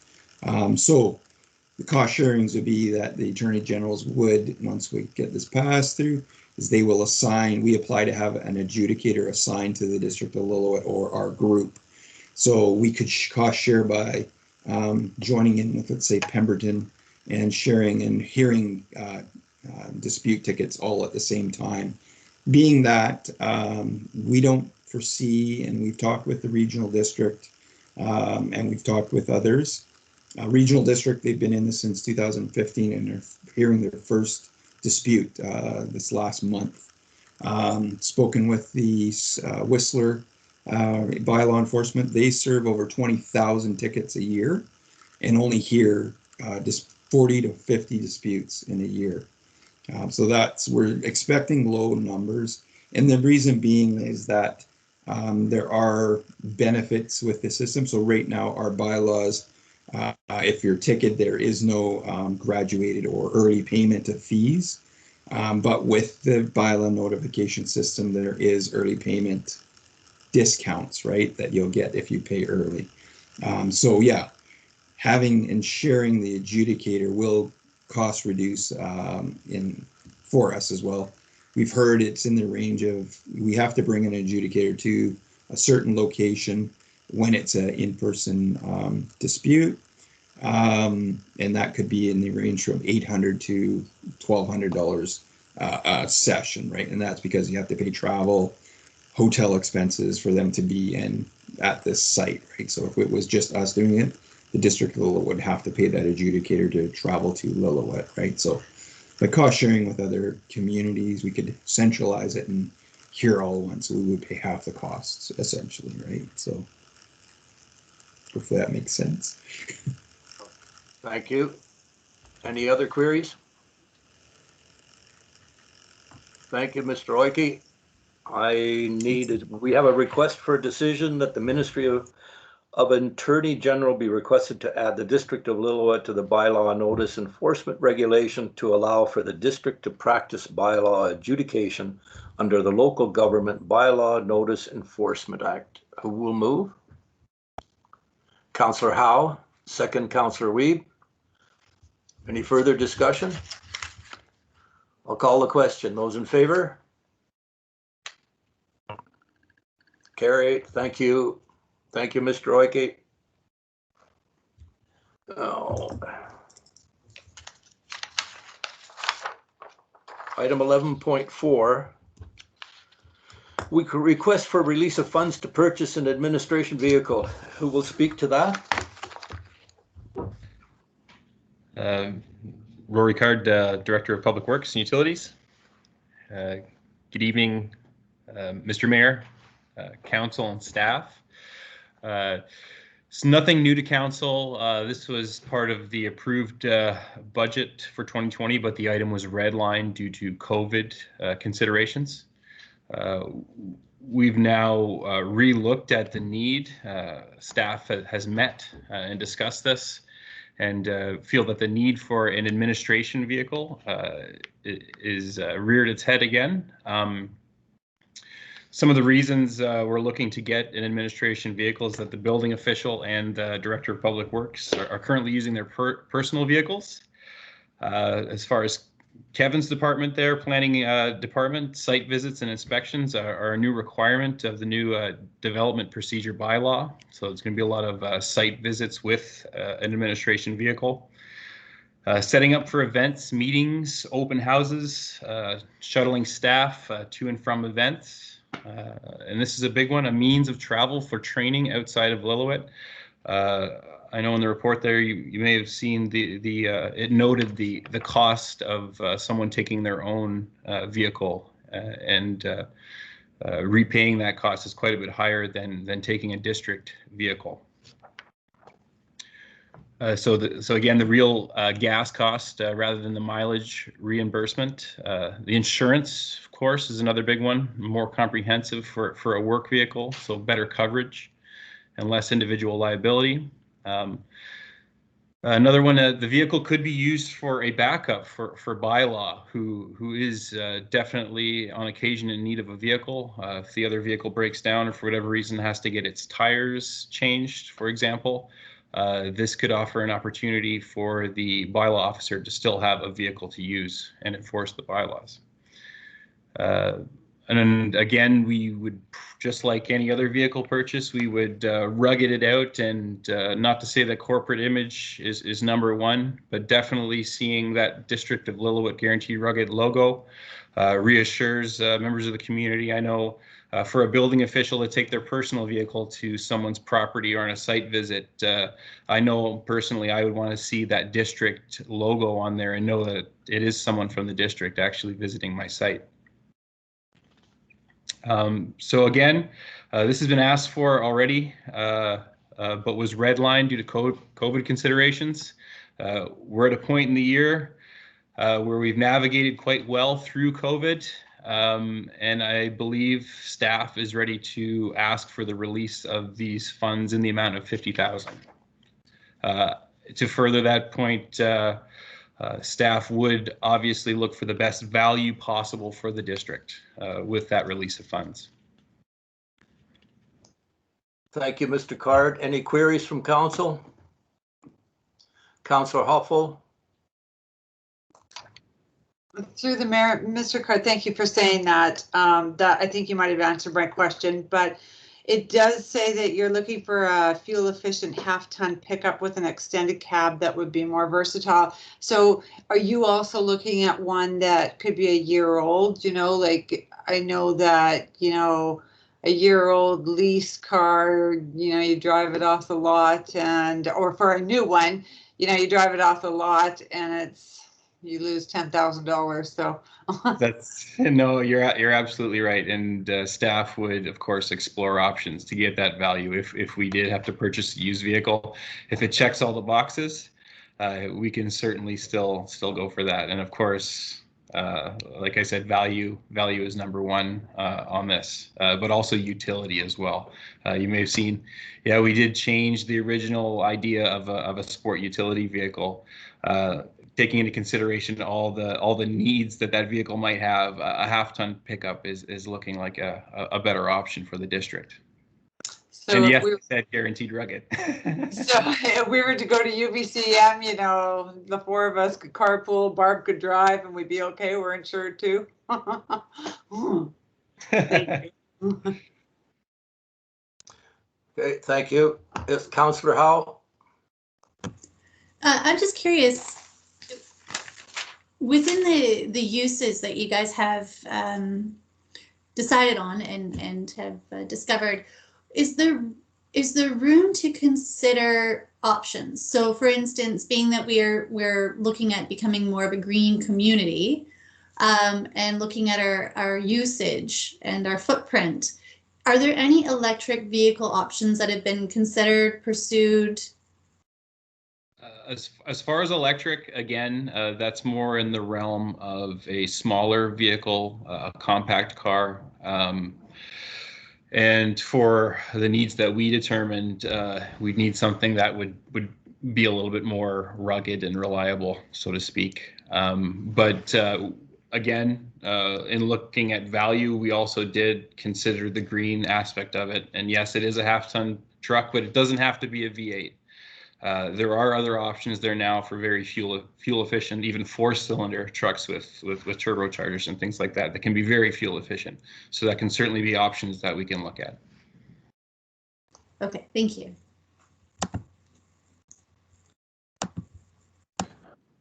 Thank you, Mr. Card. Following up on what Councillor Howe is saying, I seriously believe we should be looking at an electric vehicle. I mean, we struggle as it is, and I detest the term, what do you call it, climate change, but definitely from an environmental point of view in doing our part, there are vehicles out there of half-ton nature that are electric, and I really feel that if council is so inclined, I'd like to push and pursue that with you before you make your final decision. What's the feeling of the rest of council?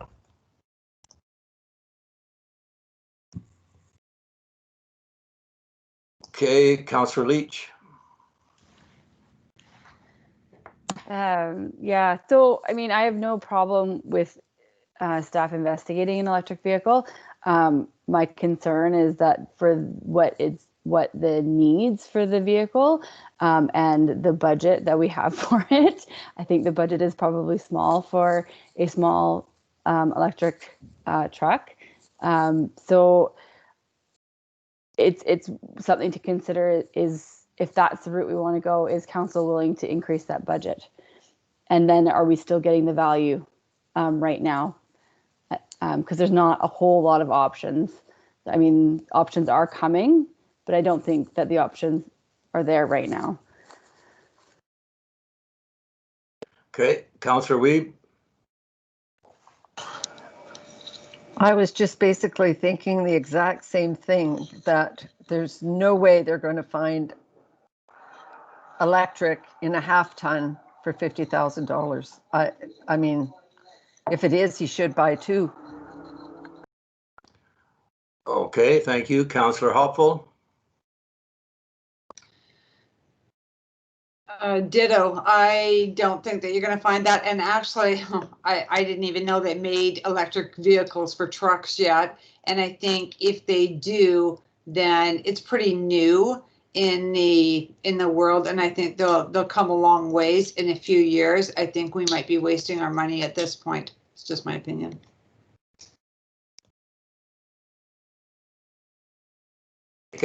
I take it that it's not the pleasure of council. I have done a bit of research on it, and there are vehicles available, and they are a few years old, but if council doesn't have the appetite, I'm not going to push it. But just keep that in mind. It was one of the green initiatives I was most in favor of. Yes, Councillor Leach. So Mayor Bussey, in your research, can you give us a ballpark idea of what the cost of those are? No, I don't recall it because it was well over last year. It was when I was with the SLRD, and Director Vivian Birch-Jones and I were talking about it. I mean, that's something that we can have Mr. Card check into, and if the feasibility is there, great. If it's not, okay, so be it. But I feel that from a point of view of how would you say, carbon emissions. God, I can't believe I'm actually saying that. But from carbon emissions, we should be looking at electrifying all our district vehicles over the next number of years. But as I say, it's up to council in terms of an appetite, and if Mr. Card has the impetus, he can check it out. But definitely, it's been around for about 3 years now. There's a couple of them that are available. Okay. Yep. So just to follow up, I have no problem if there is something that Mr. Card can find at a reasonable cost that is not significantly over this $50,000 budget. I would like to see a report come to council for final approval, because I'm not against it, but I just think that the budget that we've set aside is not realistic at this point. Well, the thing is, I mean, your point is taken, but we don't really know for sure. So maybe what we can do is ask Mr. Card to do a very quick and cursory check to see if that's available, and he can get back to us on it. What do you say? Yep, and through the mayor, I can absolutely look into that. Rest of council, you okay with that? Councillor Wiebe? In the meantime, I would like to make the motion that we authorize the $50,000 to purchase a new vehicle. If electric is available, great. And if not, I'm sure he'll do the best that he can for us.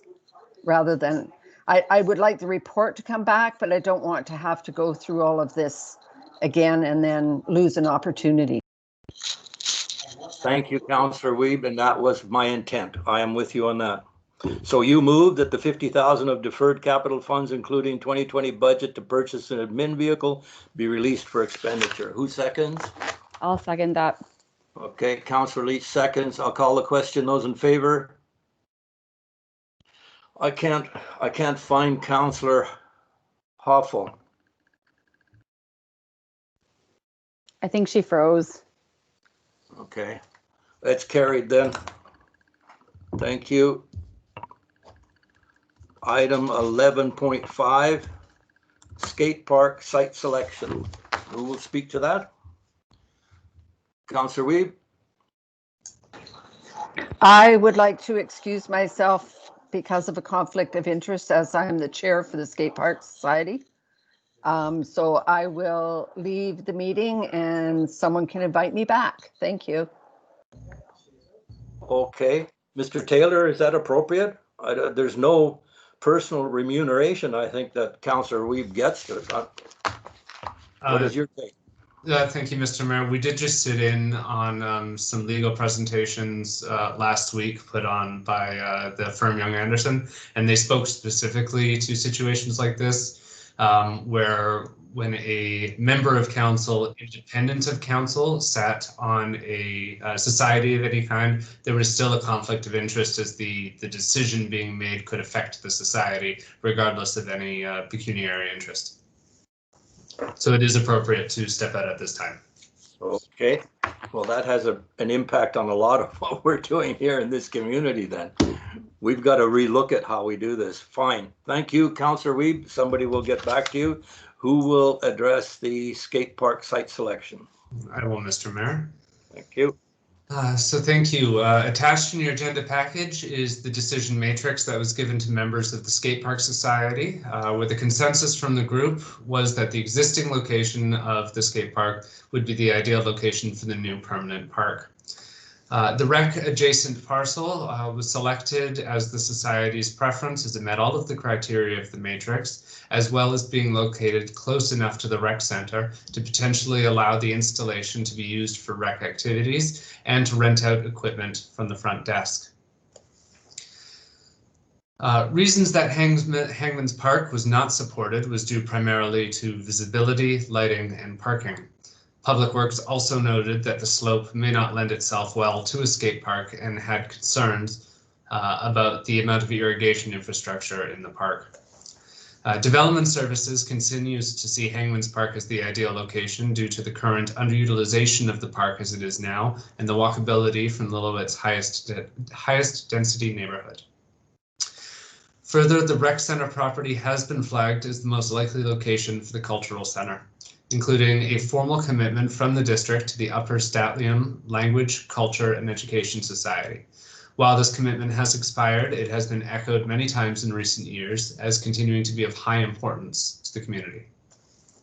If council does choose to select provisionally the site for the skate park, staff request that planning of the park only be done in conjunction with planning for the cultural center and other potential uses on the lot to avoid conflicts such as parking requirements, landscaping, noise, outdoor amenity areas, and underground infrastructure for irrigation and electrical. Staff recommend that the property adjacent to the rec center be identified as the location for the construction of the new skate park and that the planning for the skate park be done in conjunction with the public and Northern Statliam engagement for development of the business and construction plan for a new cultural center and development of a downtown plan. Alternatively, council may refer the item to the committee of the whole for more discussion. Should council wish to continue to pursue the skate park, staff also request that the project be added to the strategic priorities being considered in early January. Thank you. Thank you, Mr. Taylor. Any queries from council? Have we lost Councillor Hopful? Yes, Councillor Howe, please go ahead. Just curious, if we move the recommendation and let's say 2 years down the road, a decision is, no action has been taken, say on the cultural center, are we able to retable this?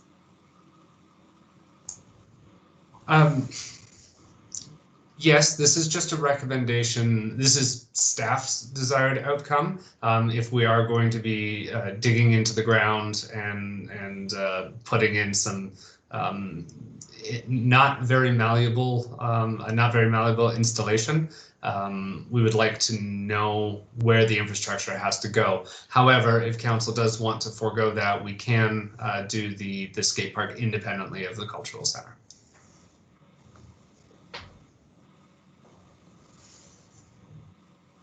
Yes. Any other queries from council? Did we lose Councillor Wiebe as well? Councillor Wiebe stepped out of the meeting. Yeah, sorry. Okay. Okay. I'll call the question.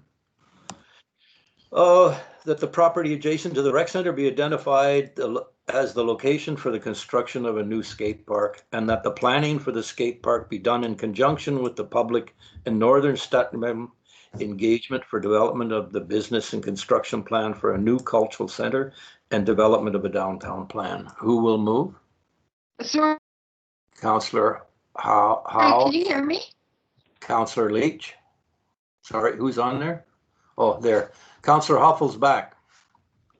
Great, thank you. I don't know what happened. We're talking about the skate park. Okay, I got the your motion. Yes. Okay, you've heard it. I heard your motion. Councillor Howe, second by Councillor Leach. Any further discussion since you were away? Do you have anything you need to know? No, that's okay. Well, I'll call the question. Those in favor? Carried. Thank you, folks. Can someone call Councillor Wiebe back in? Doing that now. Okay. While we're waiting for Councillor Wiebe, we got 11.6 Fire Department 2020 budget amendment. Who will speak to that? Thank you, Mr. Mayor. Darren Oike, the Director of Protective Services and Chief.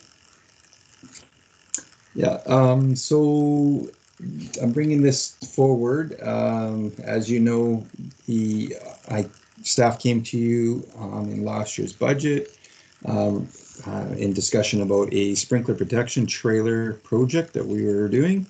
You kindly accepted my budget proposal for the first phase.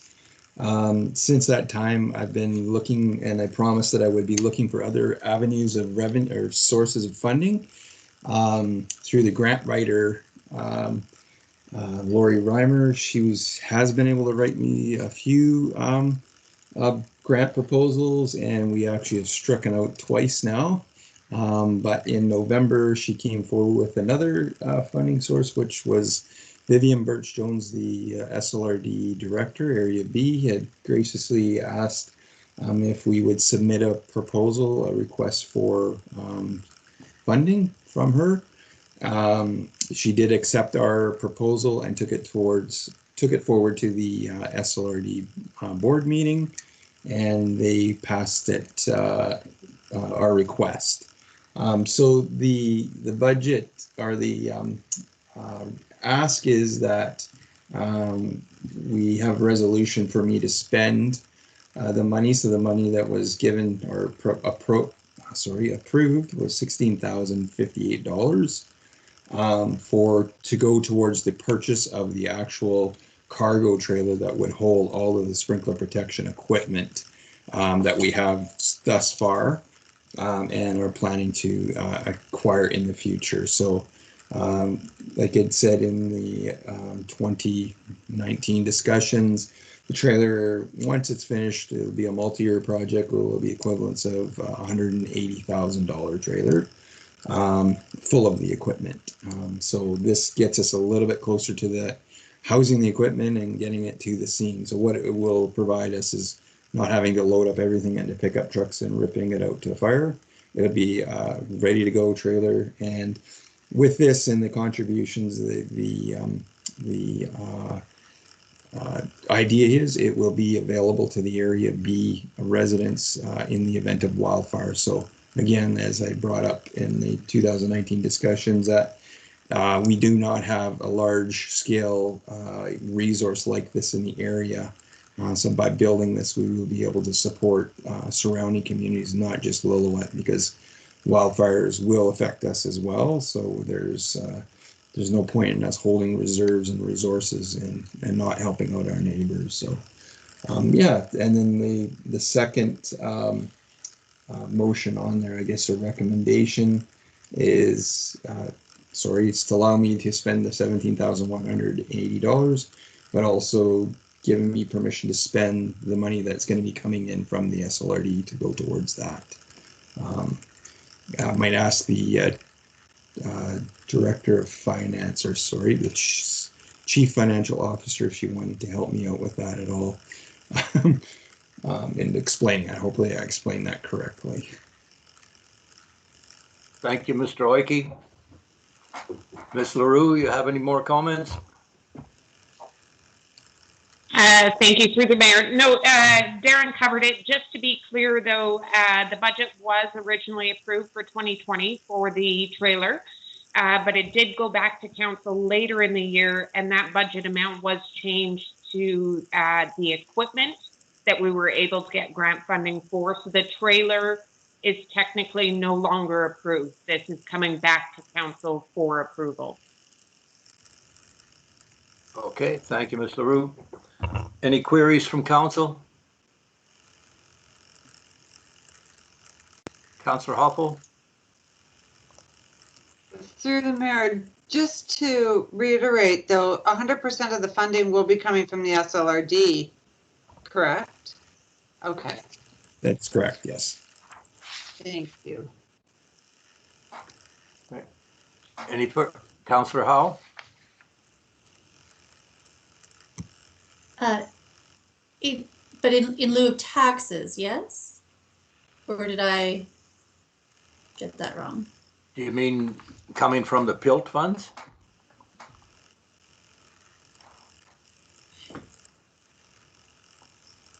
Say it again?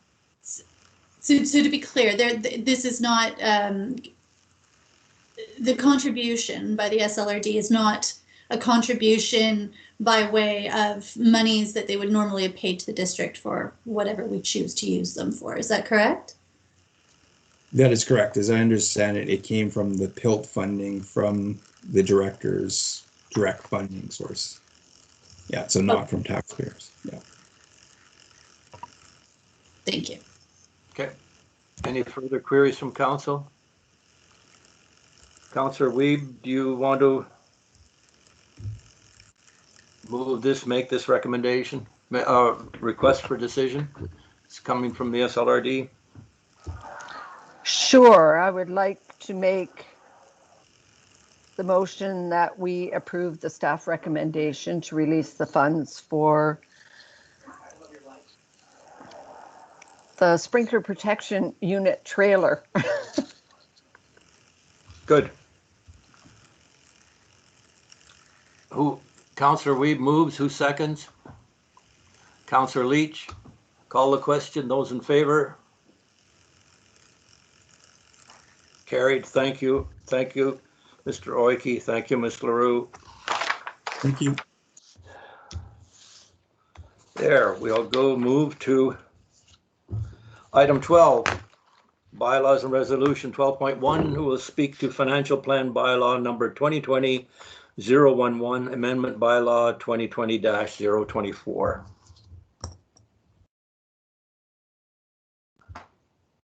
Ms. LaRue? Thank you, Mr. Mayor. So it looks a lot more daunting than it actually is. Council has actually made a lot of these decisions already. We typically wait until the end of the year and try and do one amendment by law rather than having to bring this to council multiple times throughout the year. So you'll see under the background of the resolutions that council has already approved that we've just incorporated into this amended bylaw. There is, however, under discussion, there are a few expenses that we have had throughout the year that council has not previously approved that are up for discussion. Some of them we have already expended the funds because they were funded entirely through external sources. And there are a few that you'll see that say subject to approval. Those are the reports that you had before you tonight that you've just approved. So you'll see in the attachments to the report a comparison of our adopted agenda that was adopted by council back in April, a comparison of that to what staff is recommending as the amended budget for the district for 2020. Outlined are all of the changes to the budget, the funding sources, and the expenses. We are also required to outline exactly the transfers to and from reserves. So that's another attachment to the staff report. All of the resolutions that council has already adopted are included as well as an attachment to the report. And finally, the amended financial plan bylaw. So I don't think there's a lot of uncertainty or questions about it, but I'm happy to answer anything that council has. Thank you, Ms. LaRue. Any queries from council? Mr. Taylor, should we be tabling one at a time? Makes sense to do that, I think. It's up to you, Mr. Mayor. You may table them one at a time, or you may move them all at once. Before we do, no queries from council? Like we understand, Ms. LaRue, thank you. Okay. Need the resolution that financial plan bylaw number 2020-11, amendment bylaw number 2020-24 be introduced and read a first time. And that two, that financial plan bylaw number 2020-011, amendment bylaw number 2020-24 be read a second time. Three, that financial plan bylaw number 2020-11, amendment bylaw number 2020-24 be read a third time. And that financial plan bylaw number 2020-011, amendment bylaw number 2020-024 be adopted. Who will move? Councillor Hoffel, second Councillor Wiebe. I'll call the question. Any further discussion? I'll call the question. Those in favor? Carried. Thank you. Item 13, work in progress.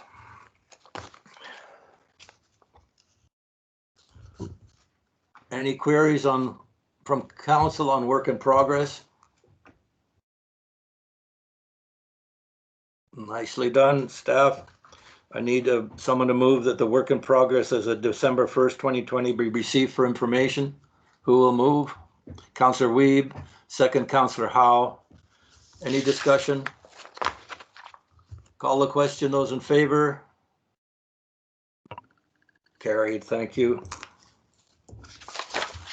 And we'll move on to, here we go. Report from the mayor. On November 17th, a meeting with Philip Snyman, manager of Interior Health Authority, regarding opioid and interior health for Lillooet.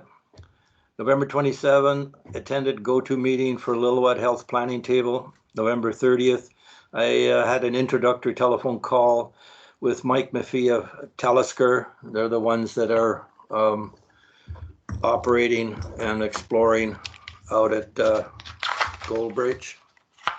On December 2nd, I had a teleconference call with BC Housing for possible developments with Councillor Hoffel and the CAO. December 3rd, I had a teleconference with Crown Council for our region.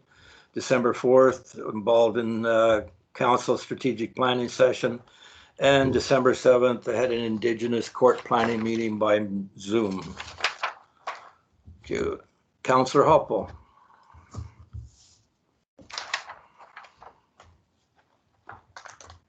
I think we may have lost her.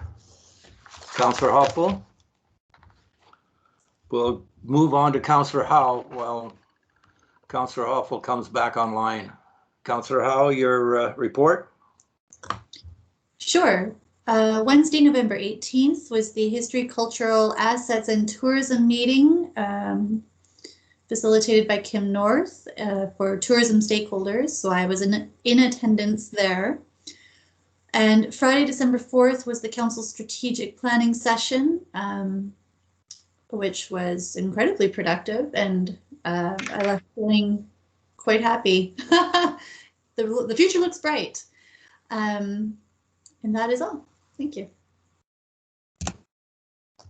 Thank you, Councillor Howe. Councillor Leach. Yes, so on November 13th, I jumped in on a phone call for the health planning table. So it was my first meeting that I was able to attend. And a lot of the discussion was around COVID on that one, and just some updates from Interior Health. And December 4th, I attended the strategic planning with Mayor, Council, and staff, and I'm quite pleased with how it went, and I appreciate everybody's input and cannot wait to have that rolled out in the new year.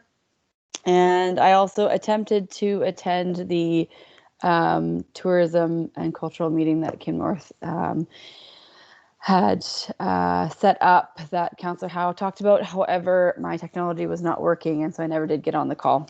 And that's all I've got for today. Thank you, Councillor Leach. Councillor Hoffel, do we have you back?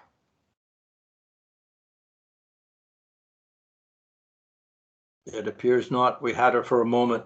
We move. Councillor Wiebe, could we get your report, please?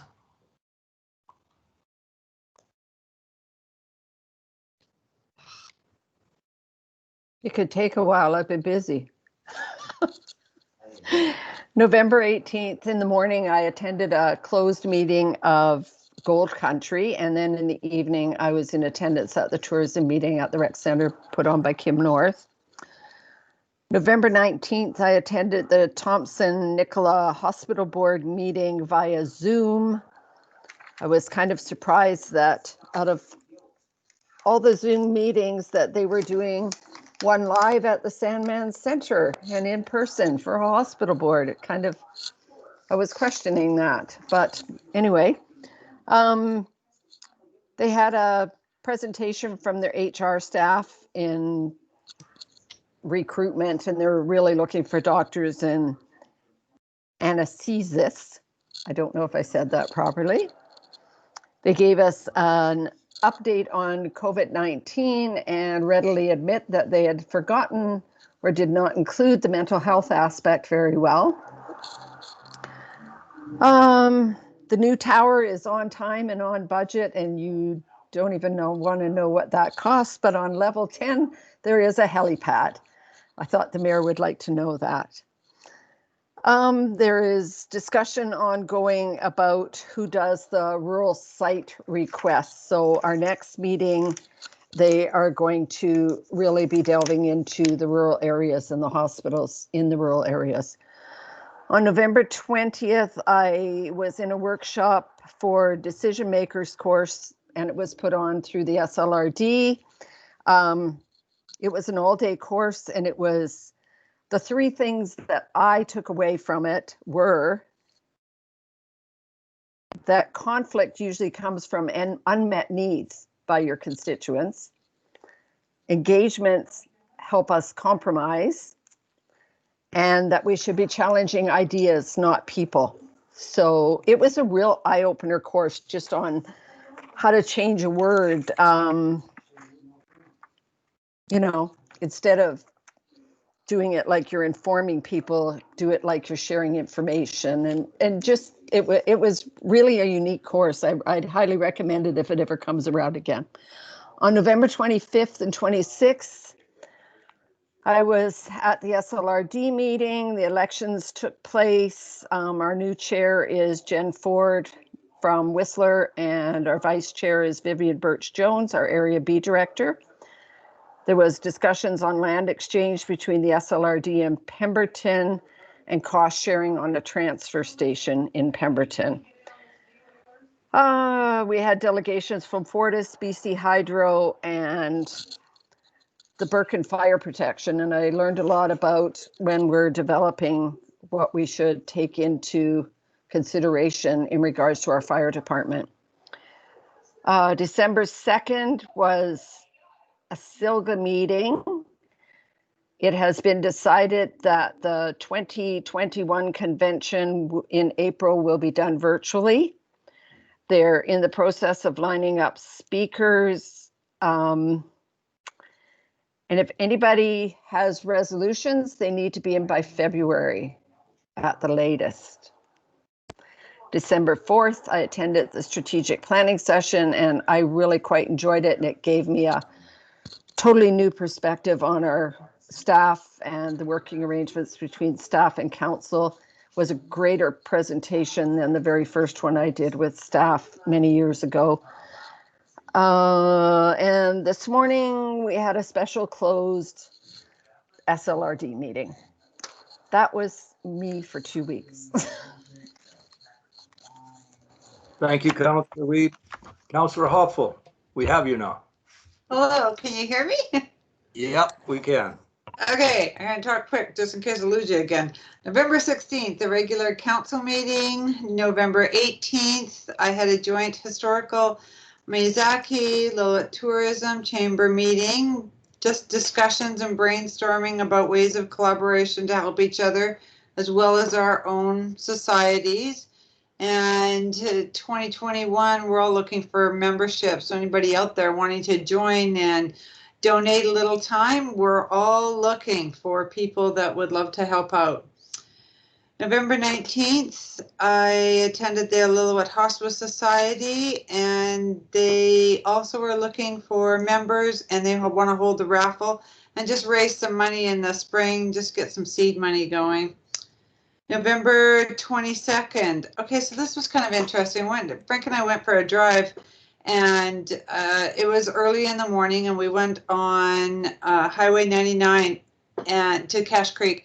It was so slippery. It was just ice. There was, and we've got a new pickup and everything, and there was places that we couldn't even get up the hill on the highway. So I did phone Dawson. So Dawson, when they came last year or the beginning of this year, he gave us all a card. So I phoned that number, and it was a number in 100 Mile office. Yeah. And they have a 24-hour service. So I just told them about the roads, who I was, and what parts of the highway. There was no dirt on the road or sand or anything, probably 3 kilometers all the way. So it was really slippery. And the next day, like that night, they came out and they sanded the entire road. So that was really great. So I just, wanted to tell people that, if you're ever out there on a highway, give that number a call. It's 1-800-842-4122.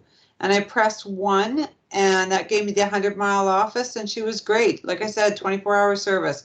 That number is 1-800-842-4122. So that was, yeah, hats off to Dawson for getting out there and getting on it right away. December 2nd, I attended the housing Zoom meeting at the district, and like Mayor Bussey said, just ongoing housing ideas for Lillooet, and it's always good to brainstorm, you know, more heads are better than one. December 3rd, I attended the Mile Zero Housing AGM. Sid Scotchman's our new president, and they were just awaiting the needs assessment as always. So once that comes in, then we'll meet again and see what we can do there. And December 4th, the strategic planning, and thanks to Mr. Denegar for leading the most productive strategic planning day I've ever attended too. It was really well done, and it was fun, and it was just a really good meeting for the day. Yeah, I really appreciate it. Thanks. Thank you, Councillor Hoppel. Great. Report from the CAO, please. Hello, thank you. You've probably all heard enough of my voice last Friday, so I'll try to keep this a little shorter. Big news, just received it this morning. Following the meeting between the District of Lillooet, the Lillooet Tribal Council, and the Lillooet Library earlier this year, the LTC chiefs met just last Friday and approved the terms of reference to start a new cultural programming working group. This group will meet as needed, but at least quarterly, and report semi-annually to the Joint Rec Center Cultural Center Committee, which was created from the last C2C, which is Mayor Bussey, Chief James, and Bob McCabe. This working group is going to be comprised of 3 to 5 representatives from the LTC, and they've already picked them, I believe, and or Northern Statland communities. There'll be a representative from the Lillooet Friendship Center, a representative from the USLCES, the Upper Statliam Language, Culture and Educational Society, as well as a representative from the District of Lillooet and the Lillooet Library. And this current terms of reference is over a 2-year term, which will be reviewed at the end of that term. The working group's mandated to deliver cultural programming, building partnerships that promote and enhance cultural activities, and to coordinate cultural programming ideas and projects. They'll be expected to build a repertoire of cultural programming as well as cultural interpretive exhibits at the rec center and elsewhere. And although they won't be directly responsible for the cultural center itself, the capital project, they will be working with all the stakeholders to provide the knowledge that they gain through their programming initiatives to ensure that the cultural center can actually operate ideally without any deficit. And they wanted to note as well for the public that any of the cultural activities currently offered by other various organizations throughout the Lillooet area are unaffected by this. They won't be trying to step on each other's toes. But if any of these other groups do wish to work with the working group, they're welcome to do so through a formal request. So that's some big news that just came out, and I'm quite excited about it. The Lillooet Community Fund grants were awarded and checks were distributed to the recipients last week. In other news, Anne Burrill, I'm not sure if I'm pronouncing that right, Anne has been contracted to complete the Community Childcare Planning Project, which was that grant from, it feels like many years ago, but it was just earlier this year. Work began on the project last week, and the project completion is anticipated for June 2021. And my final comment is that the Municipal Hall and Public Works offices will be closed to the public for the holidays beginning Thursday, December 24th at noon. It'll be reopening on Monday, January 4th. Do note the district staff will continue providing essential services to the community, and the after hours phone number will remain in service. The rec center has slightly different hours. They will be closed December 25th to 28th and closed on January 1st, with the exception of the arena, which will operate under a holiday schedule. All this information is on the district's website and will be published on Facebook. And that's my report for today. Thank you, Mr. Denegar. Any queries or comments from council? No. Great. Okay, require a resolution that the meeting of the District of Lillooet Council be closed to the public pursuant to the Community Charter Provisions, Section 91A. Personal information about an identifiable individual is being considered for a position appointed by the municipality. Who will move? Councillor Howe, second Councillor Wiebe. I'll call the question. Those in favor? Thank you. I need someone to move that the December 7th regular council meeting be adjourned. Who will move? Councillor Wiebe, second Councillor Hoppel. Call the question. Those in favor? Carried. Thank you. Thank you, everyone. Thank you, Mr. Taylor, for putting this on. I assume we have a process to get into the closed. Yes, Mr. Mayor, I do apologize. We kind of glazed over it before I noticed that there is a question that's been submitted for part 19. Oh, I didn't do that. Yeah. My apologies for not stopping you. Okay. Then I'll have to back up. Sorry, Council. 19, media and public question period. Yes. Thank you, Mr. Mayor. So a question was submitted by a Marg Lampman. You have, and this is read verbatim from her email. You have moved council meetings out of the in-person format because of the cold gym. One of the biggest reasons for the cold is the 2 sets of exterior doors in the gym that allow the cold to permeate. Several years ago, a program was started to replace all of the exterior doors with better energy efficient doors. There was $10,000 placed in the 2018 budget to continue this work. Did this happen? Money is approved in the upcoming budget to replace more doors, for example, the doors at the gym. Thank you. Thank you. Obviously, we want staff to check into that. We wouldn't be able to answer the $10,000 amount at this very moment, but if staff could get that answer and supply it to Ms. Lampman, I would appreciate it. And obviously, we have from our strategic plan, council has decided to completely do a master plan for our rec center. So I'm quite confident that doors and such will be included in that. Okay. Mr. Taylor, do I have to go back in and close the session and adjourn again? Mr. Mayor, we'll read it in. Thank you. Sorry? We'll read it in. No need. Thank you. No need. So we're adjourned and going to a close, correct? Correct. Thank you. Thank you, everyone.